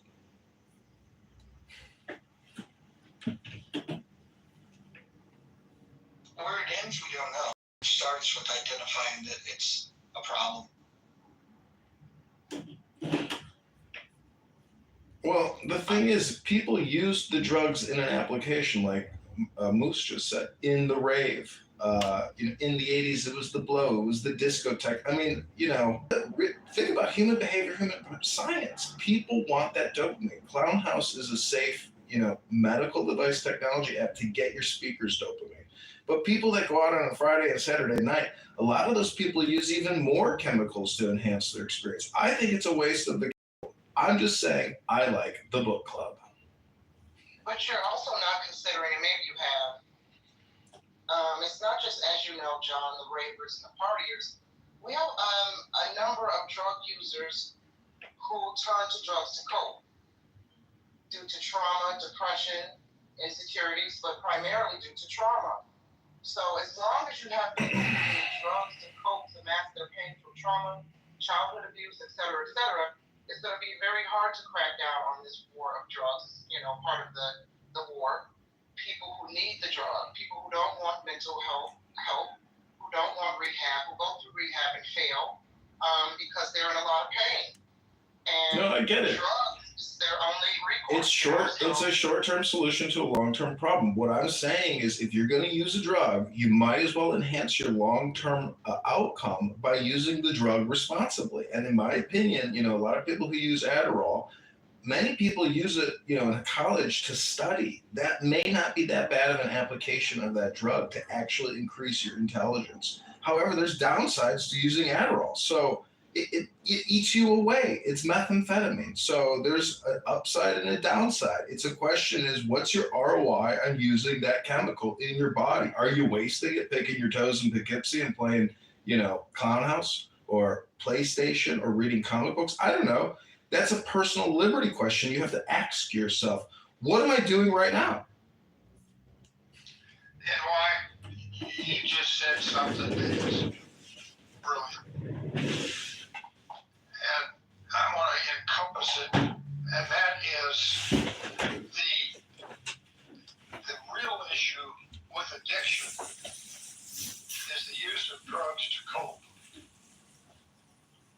The first step in the 12 steps is I became powerless over alcohol, and I was powerless over alcohol, and my life became unmanageable. I disagree, and I've got about 30 years of experience with this. I disagree with that, but I'm not going to rewrite the big book. My life became unmanageable, and then I became powerless over alcohol. If you address the unmanageability of an addict or a normal person's life, then you make tremendous strides in reducing the excessive use of drugs and alcohol. And I think you hit the nail on the head, NY, and I really appreciate that input. Thank you, sir. I dealt with it in my family. I've had family members who were addicts. And one particular family member who was very, very close to me, I spent a year helping them kick the habit. And they are clean and sober for about 3 years now. I dare say it's one of my greatest accomplishments in life because I didn't think it was possible. And, trauma. And sometimes the mental health is not enough. The threat of death is not enough, to get them to get clean and sober. Incarceration is not enough. Sometimes tough love and patience win. So I would like to add that because John was mentioning the party element, and I didn't know if the mental health element had been discussed yet. Yeah, as someone that had a drinking problem, I realized that undergirding that was a thinking problem. there were choices that I was making that led to me not being where I wanted to be at that time in my life. And by turning to alcohol, I didn't need to think about those things. I didn't need to think about, maybe, not achieving the level of income or success at that point in time of my life. That all came later. But the alcohol, some of it was fun. Some of it was like, hey, let's just go out and have a good time. But the reality was, I was avoiding dealing with other issues that were. I was more comfortable with spending my like a ridiculous amount of money on alcohol, and spending all of my evenings overindulging, and then spending the next day recovering, because that was less of a problem to me than dealing with the fact of the real issues in life. Like, why did I underachieve here? Why did I fail there? Why am I not as competitive in the workplace? And then once I gave it some thought, the very thing that caused me to stop drinking alcohol was the thing that caused me to open up all kinds of avenues in my life, improving relationships with friends and family, financial success, all of those things. And so it's a thinking problem. So I would say that where you find addiction, you've got something it precedes that led to the addiction, that made the addiction tolerable. And by the way, nobody starts out saying, hey, I want to be an alcoholic. You start out with like, I've had a bad day, I'm going to have some drinks. And then all of a sudden you have a pretty good evening. Now your next day is going to suck. But that just leads to more drinking, because we've figured out a way to solve that problem. Then, when you're having a good day, well, now you want to celebrate. And so then everything that happens becomes a reason to drink. And I don't have an addiction to other substances, so I don't want to speak on those things. All I can say is that as somebody that struggled with alcohol abuse, I would not want them to ban alcohol. I would just hope that people can be more thoughtful of like, why am I turning to this substance? And my life has improved dramatically since I stopped drinking. And so, open invitation if anybody struggles with alcohol and they need somebody to talk to, you can back channel me. I'm happy to have that conversation. I would like to offer a controversial contrarian position to the defense of alcohol in 2025. Go ahead. So I think anything in excess is, dangerous. And there's a lot of people that work for alcohol distribution companies that live in Chicago. And there's a lot of bars and a lot of restaurants that sell an ice cold beer with a delicious slice of cheese pizza and pepperoni. And, that's part of society. I think, I told my mom the other day, I was like, Mom, why don't we just do a podcast and we'll call it Let's Complain About Everything and Be as Cheap as Possible. Because, to me, that's kind of a Protestant ethic. But the fact is that you can go to Walgreens right now and choose from 50 different cigarettes and buy any type of alcohol, liquor, wine, beer, and that shit is just as dangerous or as damaging as all the other drugs, really. I mean, some completely destroy your brain, but, in terms of enforcement, there is this double jeopardy with vice and police criminal activity and, gangs. But the fact that you can go to Walgreens and buy a publicly, approved of type of product, I'm just saying there's not a speck of dust out of place in the whole universe, but to send special forces overseas to conduct assassination, hits against narco terrorists is very dangerous. And if you're a parent and your son is in the Army or the Marines and you want them to go over there and start killing narco terrorists, well, there's probably a better strategy. And, if you play chess, you realize you don't sacrifice your soldiers in a futile attempt to control a drug marketplace. Work within your perimeter, secure a 360-degree perimeter, and work your way in. You don't work your way out of this solution. You work your way into this solution. You got to go within yourselves and in the country. I mean, I walk around Chicago. I don't even hear English. And if I was a bounty hunter and given a license to round up illegal aliens, well, you know what? I might start that business opportunity, but we don't have a free and open marketplace. We have a controlled economy. It's all based on fiat currency. Anyways, I could go on and on, but I love the room, and I hope you've all enjoyed this incredible rational discussion group. I am complete. And Mojo and Anson, sounds like you both have had your journey with alcohol. I give you both kudos, and Jennifer, I think you also in the chat. It's funny. I think part of the problem with addiction, particularly with alcohol, is because it is socially acceptable, right? If you're single, you go on a date, yeah, sure, you can meet up for a cup of coffee, but on the average, I think it's safe to say most people will go and meet up for a drink, the icebreaker. You're going to go to afterwards happy hour with coworkers. So it's easy, it's easy to not recognize that maybe you're doing too many happy hours. Maybe those happy hours have gone from coworkers to happy hour by yourself at home. And it's interesting because I've heard some stories. I've got a regular Friday night poker game, very low stakes, like $20, with everybody but me. They're all AA. I'm what they call their token normie. I'm able to open up a bottle of wine, have one glass, and that's it. Maybe not drink for a week, a month, 6 months, whatever. The beer moves me. But yes, some of their stories and some of their rock bottom stories. Ooh. Many of them realize that they're lucky to be alive. I think most of it was alcohol abuse, but there's definitely those who dabbled as old school heroin and junkies, and literally when they're robbing people to get their fix, right? So I always have high respect for those that were like, you know what, whatever the addiction may be, this is not working, right? And Mojo, you outlined things that weren't working for you. And I think that is, what did Shakespeare say above all else? Know thyself. Obviously fentanyl is a problem, but I do think there's an underestimation of the problem with alcoholism in this country, as it is socially acceptable.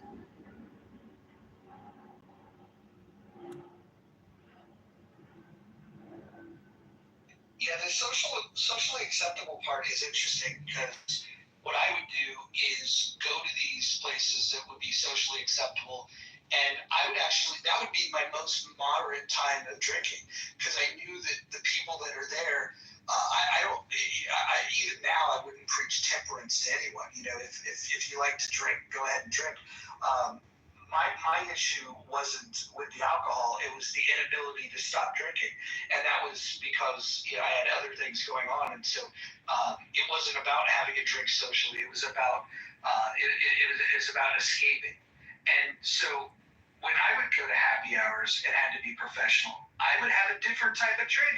I would drink something that I don't fully enjoy, so I know I could sip on it, so I could be socially acceptable. And then as soon as the people that might frown upon more heavy drinking are gone, that's when you would dial it up. So the happy hour was just kind of a pre-fade for me typically.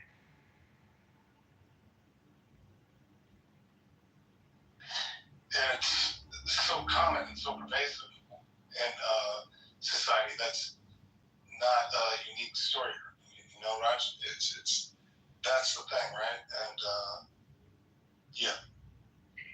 So, in response to the whole legalizing drugs versus what we went through with prohibition and alcohol now being legal, out of curiosity, I looked up the stats on alcohol addiction versus drug addiction, whereas alcohol being socially acceptable impacts, according to the WHO globally, 400 million adults, whereas drug addiction impacts between 60 and 70 million. So do you think that legalizing drugs would increase that stat?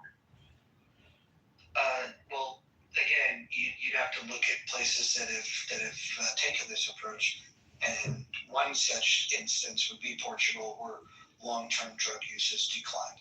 Would that happen here? Probably not. I think that we would fuck it up. We'd find a way. I think a more applicable study would be what happened in Portland, and we would probably screw it up because you can't just change the law, making it legal without doing too many other things that Portugal did.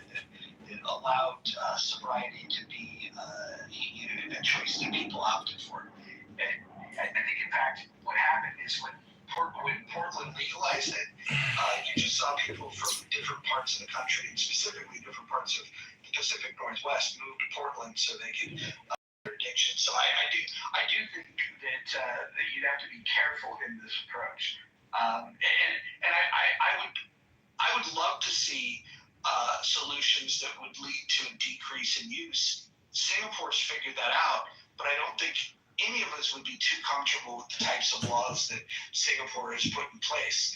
I don't think anybody here would want to subject themselves to random drug testing the way that Singapore. And so we talk about how we want to solve this issue, but we'd be comfortable doing the things that other places have done that have led to a dramatic reduction, almost completely eradicating these types of issues. Can I ask a question? I said it before, but logically here, who thinks that a two-pronged approach attack to go exterior or interior? I think just going interior, to me, is the smarter, logical approach to the war on drugs. Who here thinks a multi-pronged attack, going internationally, engage in military, violent confrontations, possibly killing thousands of civilians in the process? Who here thinks that a multi-pronged approach is a better solution? Thank you. I'm complete.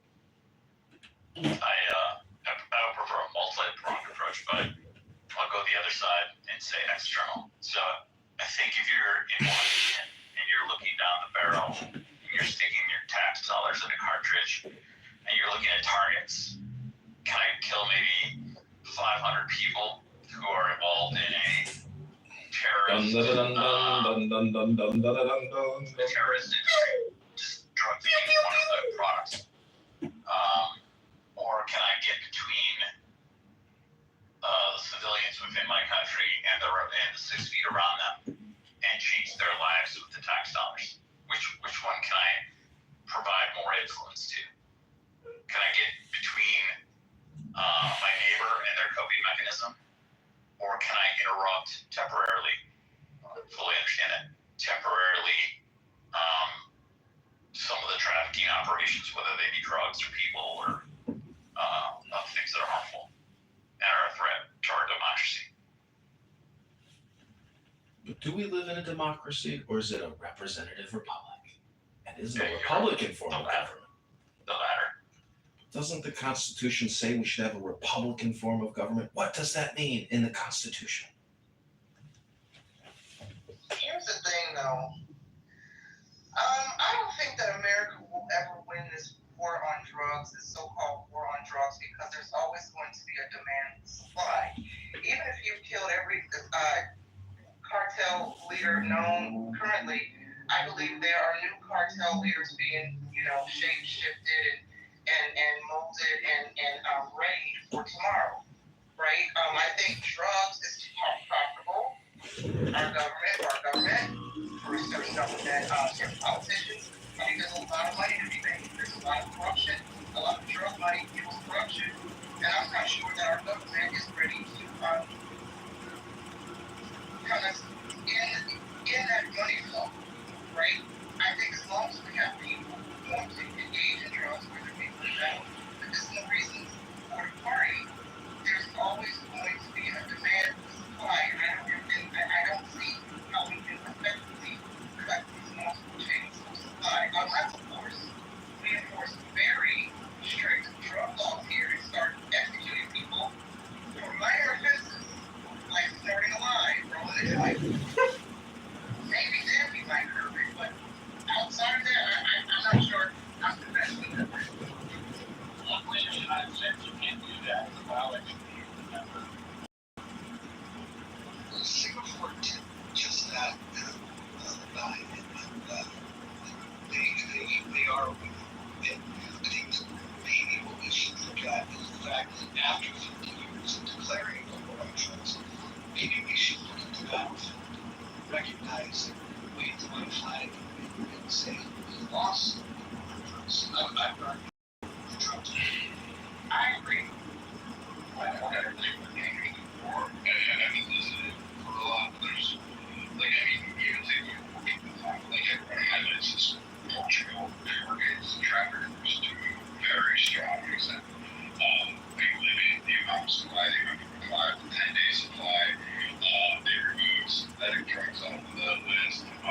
You still can be prosecuted, they still have to go very strict drug laws not doing it, but bringing it in as a drug trafficker, that's very serious. And we can make those things that we should be wanting to build like already human trafficking. We're trying to hope everybody is against that. We don't want, illegal substances anywhere. We don't want people smuggling in illegal firearms into our country. That's a huge issue.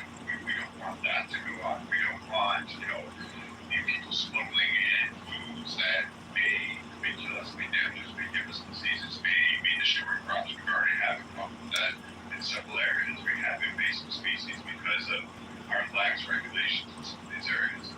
I like the multi-pronged approach. I don't think we've lost the war on drugs. I don't know how bad it would have gotten. I hear somebody who grew up around the 80s and 90s. I don't know how bad that would have actually turned out. I don't know if not having some kind of history on that, if that would have elevated and spread across the country in more ways than one. Or if everybody would have this utopia view of everybody's getting along, it would be fantastic. I really don't know. I don't have the answer. But I would say going after a lot of the producers in Colombia. Maybe they could turn it into a legal business. Maybe they could have a joint venture and ensure that their product is safe, that they could build an economy off of that. Maybe if you want to make it legal for cocaine, it's just cocaine and it's been through the maker and it's got checks and balances on it, and we can ensure that there's no fentanyl and that killing them. Maybe it would help. Maybe that's a better avenue to go. We don't have to necessarily blow up everybody. But I think right now, with what we have with the cartels and the militant and military mindset that they have in terms of this, you're not going to break them because they'll come after anybody else. You have to actually break them in order to pursue your domestic policy because they will still try to find a way to work around it. They've been successful. The U.S. used the banks in Florida during the cocaine epidemic to basically boost the U.S. economy. There's more banks that were popping up in Florida than any other point in our country's history. And some of them are still around today, and they're all cocaine banks. So, you can handle all the things you want domestically, but you have to break that terrorist approach, and you have to control your borders. You're going to have to really step up, because otherwise, all the domestic policies are going to mean shit unless you have a strong enforcement of the policies you actually care about and you're willing to commit action. So it's hard. And politicians really were to say, hey, let's get rid of the cartels. We don't need them south of the border. We can have that done within a couple months. That's not that long. It's not forever. And we can definitely wipe out a lot. Most of them are fighting amongst themselves right now because they're falling apart. But if we can keep the head off of that snake and let them coalesce, make the short work of what we have right now. It's not that difficult to perceive. Hey, John, you asked a good question. If I was king, how would I allocate the resources? And this is basically you're asking, should we internal means fix the demand side and external means fix the supply side? And if I was king, I would say 70-30 on the demand side, and very careful management of the resources of what that 70% is. To just say, I'm going to spend a lot of money on mental health is not as specific management of the addiction problem and the drug problem. I would say that a substantial part of that 70% must be carefully targeted within the mental health allocation of resources to specifically address addiction related to alcohol and drugs, and how best to prevent it in the first place through good mental health practices like helping with depression and so forth, and then not squandering all those resources, scarce resources, for other areas of mental health that should, I'm not saying ignore them, but I'm saying the money that we devote to mental health should be specifically addressed to the amount of money dealing with addiction to drugs and alcohol. But what is mental health but education? If you're so stupid to go to Costco and Walmart and buy giant jugs of vodka and drink them every single night in your 60s, I mean, is that the smartest thing to do for your health? You know, this is not an economic dilemma, in my opinion. You can't look at supply side and demand percentages. To me, I think you have to look at it from the opinion that there's not a speck of dust out of place in the whole universe. You know, it's far few people. Mojo evidently fought his way through his issue.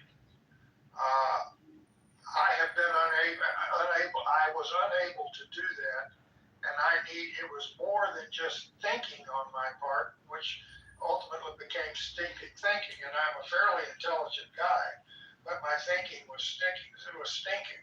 Therefore, I needed external help. Fortunately, I've availed myself of that, and it's helped me dramatically. So it's not just thinking your way individually through the solution. It is a mental health effort to teach people how to deal with the subject as the demons swirl around in their head. And just thinking about how to calm those demons down is nigh impossible for many addicts. Well, I'm just saying temperance and abstinence, are rooted in source information. I'm just saying I read a lot of books and I have AA books and they are so wise and beneficial, but reading it versus talking about it, I'm just saying from a public policy standpoint and a spending standpoint, to continue to borrow and spend to fund change overseas with regards to imports is a waste of our treasury. We have to be very careful how we spend the assets at the treasury. And Doge has eliminated almost $1 trillion now of woke spending education contracts. So we waste our money, and now we want to spend more money. I want to try to stay on topic. Thank you. I'm just saying to fight international drug cartels costs money, and the only way to get that money is to borrow it, and then you spend it. So unless you're all prepared to rubber stamp and sign your name on a piece of paper that says, I want to borrow $1.5 trillion to continue to fund the war on international narco-terrorists using our military and CIA with no supervision or transparency, just write a blank check. There you go. Spend. Thank you, John. We've heard that before. I have a question, and I never thought of it this way until I'm hearing these different opinions, but and I'm firmly in the camp that we don't use the military. But let's just say, as a thought experiment, we were going to use the military, and let's say we were going to take out the cartels, and let's say we were going to go and incinerate the opium fields and utilize the military in a way that destroys the ability to create a supply of drugs in the first place. We could do that. The problem that would then come from that is we're spending money to do it, right? We're probably not generating a lot of goodwill in doing that. An easier way, and maybe a more cost-effective way than sending troops. What if we just did what we do to farmers when we tell farmers that we don't want them to grow something? We give them a subsidy. And again, I'm not saying that this is an idea, but as a thought experiment, as an alternative to the federal government using troops to go kill these people. What if we just told the cartels, hey, how much money are you making off this stuff? Okay, what if we just paid you to not sell it? And then and then incentivize them, create an incentive structure for them to not sell drugs. So borrow and spend to encourage them to obey our laws? So blackmail them. So, like, we tried this in the early 80s, late 80s, early 90s. We tried doing some of this stuff. What you're suggesting in Central America. Bribe them. The problem with our, just highlighting one of the significant problems is that the CIA and our United States government decided to become a player in amongst the drug trade. So we were, running guns and drugs and cash all around Central America and flying them back and forth. If the U.S. government was to say, hey, I'm going to take a policy, we do not need these criminal cartels here. The Mexican people don't. I'm going to give it to the Mexican government, and I'm going to say, hey, we can help you. These are going to be issues. We're going to do it with you or without you. With you, what we can do is, I'm not going to destroy your land. I just want the cartels eliminated. I want the power structures and the power vacuums gone. We're going to seize those funds because primarily they come from the U.S. We'll make sure that we have agreements with you, and then we can open up trade relations. I'll subsidize you as long as you promise to proactively ensure that we don't have a rise of cartels here. Help stabilize that country. Do some investments. You're going to have to go ahead and do it instead of those subsidies going to the coca fields, which would be massive anyway. Why not just sit there and say, hey, Mexico, let's start investing. Let's open up trades. Let's do this fair trade practice, and let's get this thing going and kicking off down the road. Now, all of a sudden, you have more benefits out of this than you would long term. The problem comes is when you allow the CIA to say, hey, we've got $1 billion in cash here that's literally being eaten by rats and it's floating in a barge. What do we do with this? And you park it offshore in a Cayman Island account. Now you've got major problems there. So if we were just to target that, say, hey, we're going to seize it, they're not going to get that money, and we're not going to fund you weapons. We conduct revolutions on there. I'm not going to give you other assets. We are just targeting the cartel leadership. The cartels will break, they'll run, and then the parries on it. There's some great journalistic on there, particularly by National Geographic. They can tell you, and it's not fun for these people. So it should be a human rights campaign, screaming about human rights. This would be one of them. I'm surprised that you don't have people protesting, saying in the street, like, save these villages, towns, because they literally live under the oppression of the cartels. And their children are threatened, their women are raped. Like, that stuff goes on to them. So I'm just confused as to why we want to spare the cartels. There's a great documentary series, actually, Brett, Dirty Money. One of the episodes is exactly to your point you're talking about earlier with the banks and laundering. It's actually called Cartel Bank, HSBC, and how they have been laundering money for the Mexican cartel for decades. And essentially, were never held accountable. Couldn't follow the money, just politicians bailed them out. But the amount, there's the infamous scene in Scarface where they're literally, you see the bank president looking out his window, Tony Montana and his henchmen are bringing in duffel bags, like a convoy of duffel bags stuffed with cash to be laundered. You're like, it's just a movie. Nope, it's real. Well, Brad, what are you suggesting? That the U.S. military be the Knights of the Round Table and liberate these people from these oppressive drug lords that control them and manipulate and abuse them? Is that really our responsibility? I'm asking a question. When our own American citizens are threatened by I am not the one to sit back and say, let's just hold it for lock the double lock the front door and just hope it goes away. I'm more of the type of, I see the problem, then an ongoing problem. Why don't I just go out and kill the wolf? And then I don't have to run and hide from the wolf. You're saying there's one wolf? There's a lot of wolves in this pack, right? Doesn't matter. All I have to do is just keep hitting the head, and then anybody who wants to sit there and try to be the alpha, I can take them out. Our military, our men and women are really adept. I will give our men and women. If you gave us no holds barred,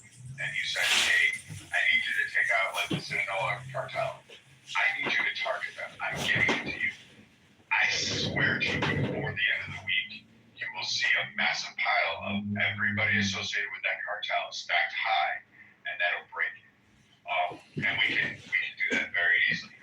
We could drop 3 Rangers in a country and destabilize an entire nation. And don't think we have it. I mean, you have to actually think about this. We could, without the political involvement, without the tit for tat, without the corruption, really truly being that virtue of saying, hey, this is a threat on our border. This is a threat to another nation. This is under attack. Their government is Okay, the show's over. The mojo vibration has left the building. They can't fight for themselves. And it's on our southern border. I say go out and let's kill the wolves. Like, it's not that hard. Let's sign up. I mean, Right, so let's say you take care of the Mexican problem, the Mexican cartel, but I believe behind Mexico is China. Are the second and third largest importers of illegal drugs into this country. That's a little trickier logistics. But Moose, if I cut off the Mexican connection, we're just trying to have it. They're not going to do Canada. They're not going to send it to Mexico.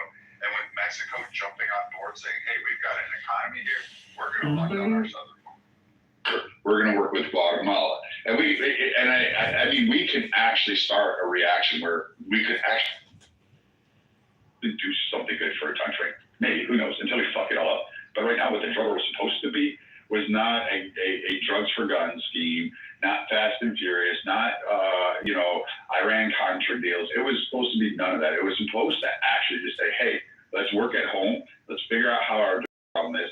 And let's get these cartels to actually stop producing it. This is what a lot of us thought we were fighting. I'm just saying, let's actually do that job. Don't let have you funnel cash in the Caymans. Don't let me see ships and so you can have your private yacht, Congressman. Let me sink it down to the bottom of the ocean, and we'll move on from there. And you may not like it. It may sound cruel. It may sound mean.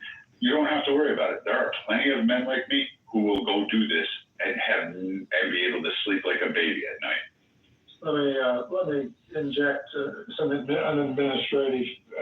I see Mojo left, and I'm no geek, so I have no idea how to close a room, and I'm not going to close it. But I am going to leave myself. There are other mods here, and I really want to thank all of you for participating in this thing. And it was a great conversation, and as I said earlier, we made a couple of mini steps to reach some fundamental agreement across political lines that is almost amazing in today's clubhouse. So thanks a lot. I'm going to bow out and keep on. Likewise, Anthony. All right, take care. Take care, Anthony. But Brad, you were the, in the Pentagon, the 5-star general. Why do you think deploying soldiers and giving them those operations is an effective usage of the time? Because you're going to have a lot of casualties and people that die. Plus, there's a lot of women that are reconnaissance missions. So they're going to be killing a lot of women who are ride or die type hoes with AK-47s that are going to die. I mean, why stir the pot? So first off, if one of these cartels says they employ women or have ride or die women that are going to pick up an AK, I'm perfectly okay sending them to go meet whatever sky daddy they go by. I have no compunction. Man, woman, or child, it makes no difference to me. If you're harming an American, I will gladly and without restriction will do it. And there are plenty of men. Do I enjoy having to see a kid or woman get involved in combat? No. But at the same time, if you're going to pick up the weapon, I now consider you a fair player. It does fuck with the mind a little bit, but at the end of the day, I don't know. Which do you like better? Do you like these cartels smuggling over sex traffickers? Do you like them killing people? Do you like them murdering babies? Do you like them, having the weapon states that they have? Do you like them taking your cash? Do you like them bribing officials? Do you like them being terrorists? Do you? I don't know too many people who do. Oh, who the fuck made me a mod?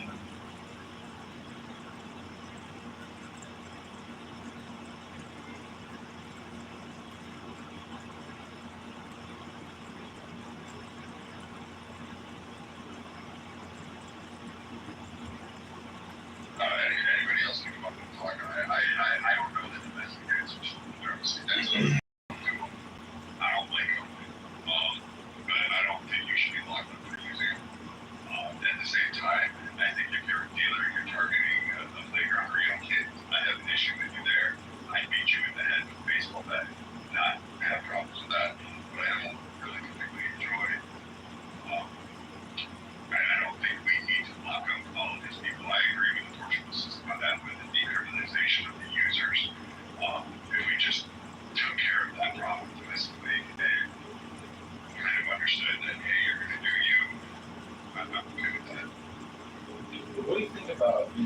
budget allocation appropriations. Are we utilizing our national resources in every major city to do what they can do to cut back on the drug distribution? Or are Democrat leaders in major view? I'm just asking a question. Oh, I can show you lots of examples, but we don't have this right. So we're looking at Americans since we've been in these countries since just now.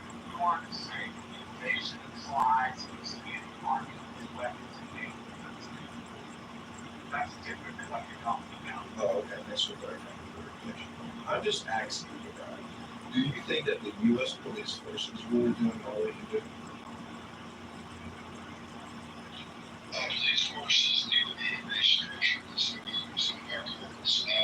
If you, again, these are getting users that I really don't care if somebody's buying this or I just don't care about this I don't really care that just sounds like a lot of shit that I never wanted to know about. But I forget there's something more free on the areas there. So there's something there. That's not my problem. Like you have a choice of your account. I don't need this at least. I don't need to direct. Now, do I need to direct this? We're reaching out in regards to the meeting that you put off a couple of weeks ago. I think that needs to get off the street. I think that needs to be targeted. We can target those. But I think, honestly, screw up the users. I don't know. Because too many politicians. Wasn't it wonderful that the tribal officer tackled one of their own shooter on base? People got angry. I said, why does it look here? It says called shape chip. It's not, and they're not going to hang up. This is the set. And I think that could resolve a lot of these things. And I think a lot of these traffickers would run scared. I think the cartels would go back and try to get into citizenship and try to be like, please take us in. Because Russia don't want drugs. They have drugs. They shoot the traffickers all the time. They don't care. They send it to the government. Have fun with that. That's a whole.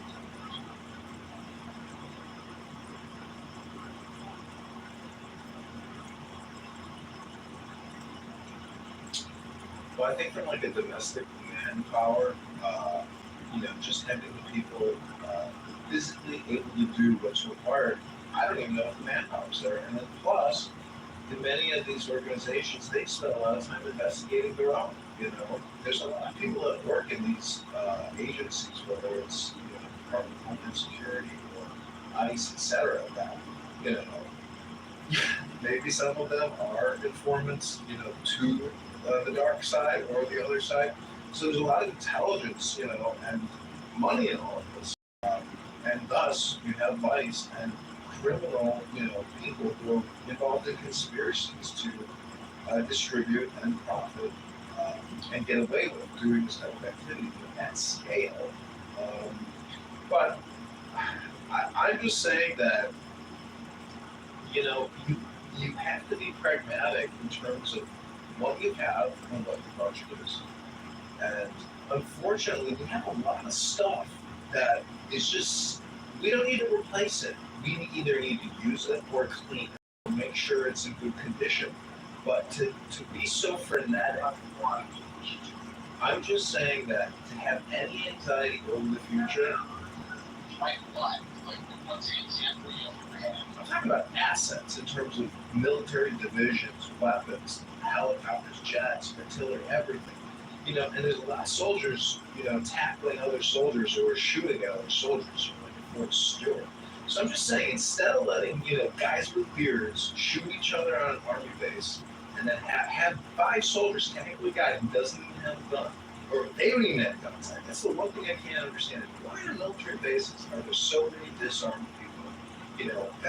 Even the police at military entrances sometimes aren't even armed with ammunition. They just got, blanks in their gun, or there's no bullets in that rifle. So I'm just saying that if the United States wants to work its way out of the debt and the security crisis, I think you have to look at it from what is actually practical, pragmatic. What can you actually adjust? What levers can be pulled? I mean, that way, Trump is like the super consciousness of this country. He has that ability to spend and pull and push. He's got a desk with buttons, and he's got an infinite number of buttons. But it just becomes a question of priorities.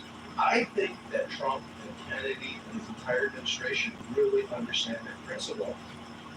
I just think still at $2 trillion with a deficit, I mean, it's just going to get bigger. It's never going to stop. So I think just really determining what the best ROI is, the best bang for our buck is the way to go. And I think that they're doing it. And thank God Elon Musk installed Doge at every agency. And now even Doge Florida is a success. So forensic accounting, pragmatism, and common sense are winning the day. Don't be such a negative Nancy, you Republican Marshall. That's not being a negative Nancy. If you come in as a market that wants to federal spending, negative Nancy. You should cut more federal spending in your budget, because otherwise you can't justify your existence. You're just being a negative Nancy instead of a positive optimist. No. If I'm getting somebody who tells me they're going to save me money, yet they cost me more money than they save me, they don't save me anything. They've saved $1 trillion in woke DEI education contracts, Marshall. It's exactly what Doge said. No, Doge saved America $1 trillion in woke DEI climate change gender studies. Only saves some money, not enough to justify its existence. Wrong, Marshall. They saved almost $1 trillion already. Go to the Doge calculator. Justify its existence. That Department of Efficiency can't easily justify its existence because it costs more to run than it saves. These agencies don't. The only agency that raises revenue is called the IRS, Marshall. Every other agency does nothing but spend money on behalf of the American population. I'm not saying I'm saying this agency, brought under the Trump administration, which people tend to reference, is not an agency that saved more money than it spent. It's an agency that failed in its mission. Don't be wrong. Okay, I'm going to find out how much money the federal government has spent on Doge administrative expenses and compare that to how much they stripped in fraudulent contracts. Let me do the quick calculation. I need to see some numbers here, Marshall. But I don't want more money to run that department than it's saved for the United government and taxpayers. It did not say. Okay, I'm putting that into Grok. We're going to see what Grok says. We'll let Grok be impartial, as Grok is very impartial. I'm sure Grok will give us the correct answer. After you want us to AI, okay? We'll be serious. You want us to AI, but if it's an AI, it's not an answer, why not? I'm saying it.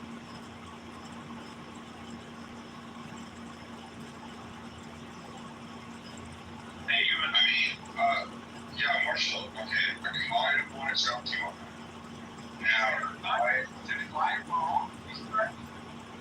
Okay. So it's actually more of a philosophical point that I want to get into, and it has to do with Doge. But, yeah, I mean, I'm going to take the two groups, right?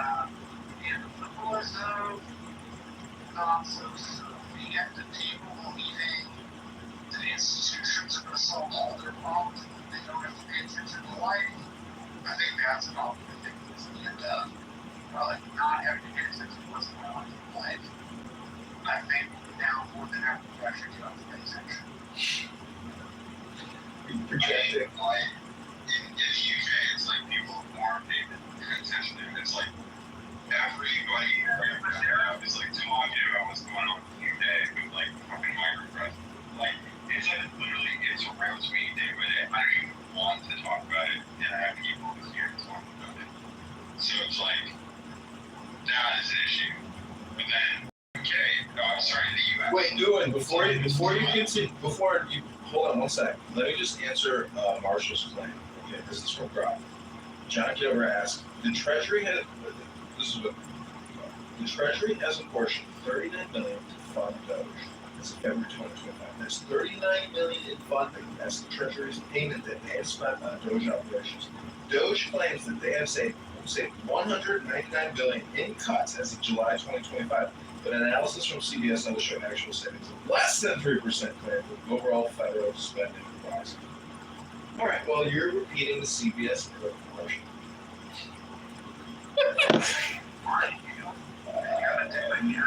There's a Doge calculator. You can look at the Doge X account and see all the contracts, the screenshots from the acquisition system, SAP, that they use. Yeah, and this is the point. If you want to prove me wrong, say that my assumption that's what was is incorrect, like why don't you present counter numbers? I did. I just presented two counter numbers. They say, I don't know. They claim they saved $200 billion and it cost them $40 billion to do it. I don't understand. I just gave you counter numbers. So they claim they saved $200 billion. Well, they show receipts. The response doesn't show receipts. What you said was they claim. Okay, so they're claiming. What's the evidence that they actually saved that much money? The receipts on the Doge X account. They have a calculator. The other side, CBS. The other side says CBS has no source when they say less than 3%. Marshall, I'm not gonna lie. Like, we even saw a difference in like activism in the UK when Doge, like, motherfucking, it's very bizarre shit. I think that it's gonna take probably. Okay, everybody go to johnforcongress.com. Thanks for joining. If you want to join the campaign, text 312-498-0597. You want to jump in one more clown house? Just remind me what he's talking about. That's exactly what I'm saying. I'm simply saying, like, there should be a list of, like, there should be a listing in the job just simply rejecting the telling us they like, I rely on trying to pick up any shit in the street. Exactly. I think that's it. You need to go over that. Lion said, don't lie on my friend. Lion said, if he go out, he should reach you. Okay. Hope you enjoyed this podcast. Go to johnforcongress.com.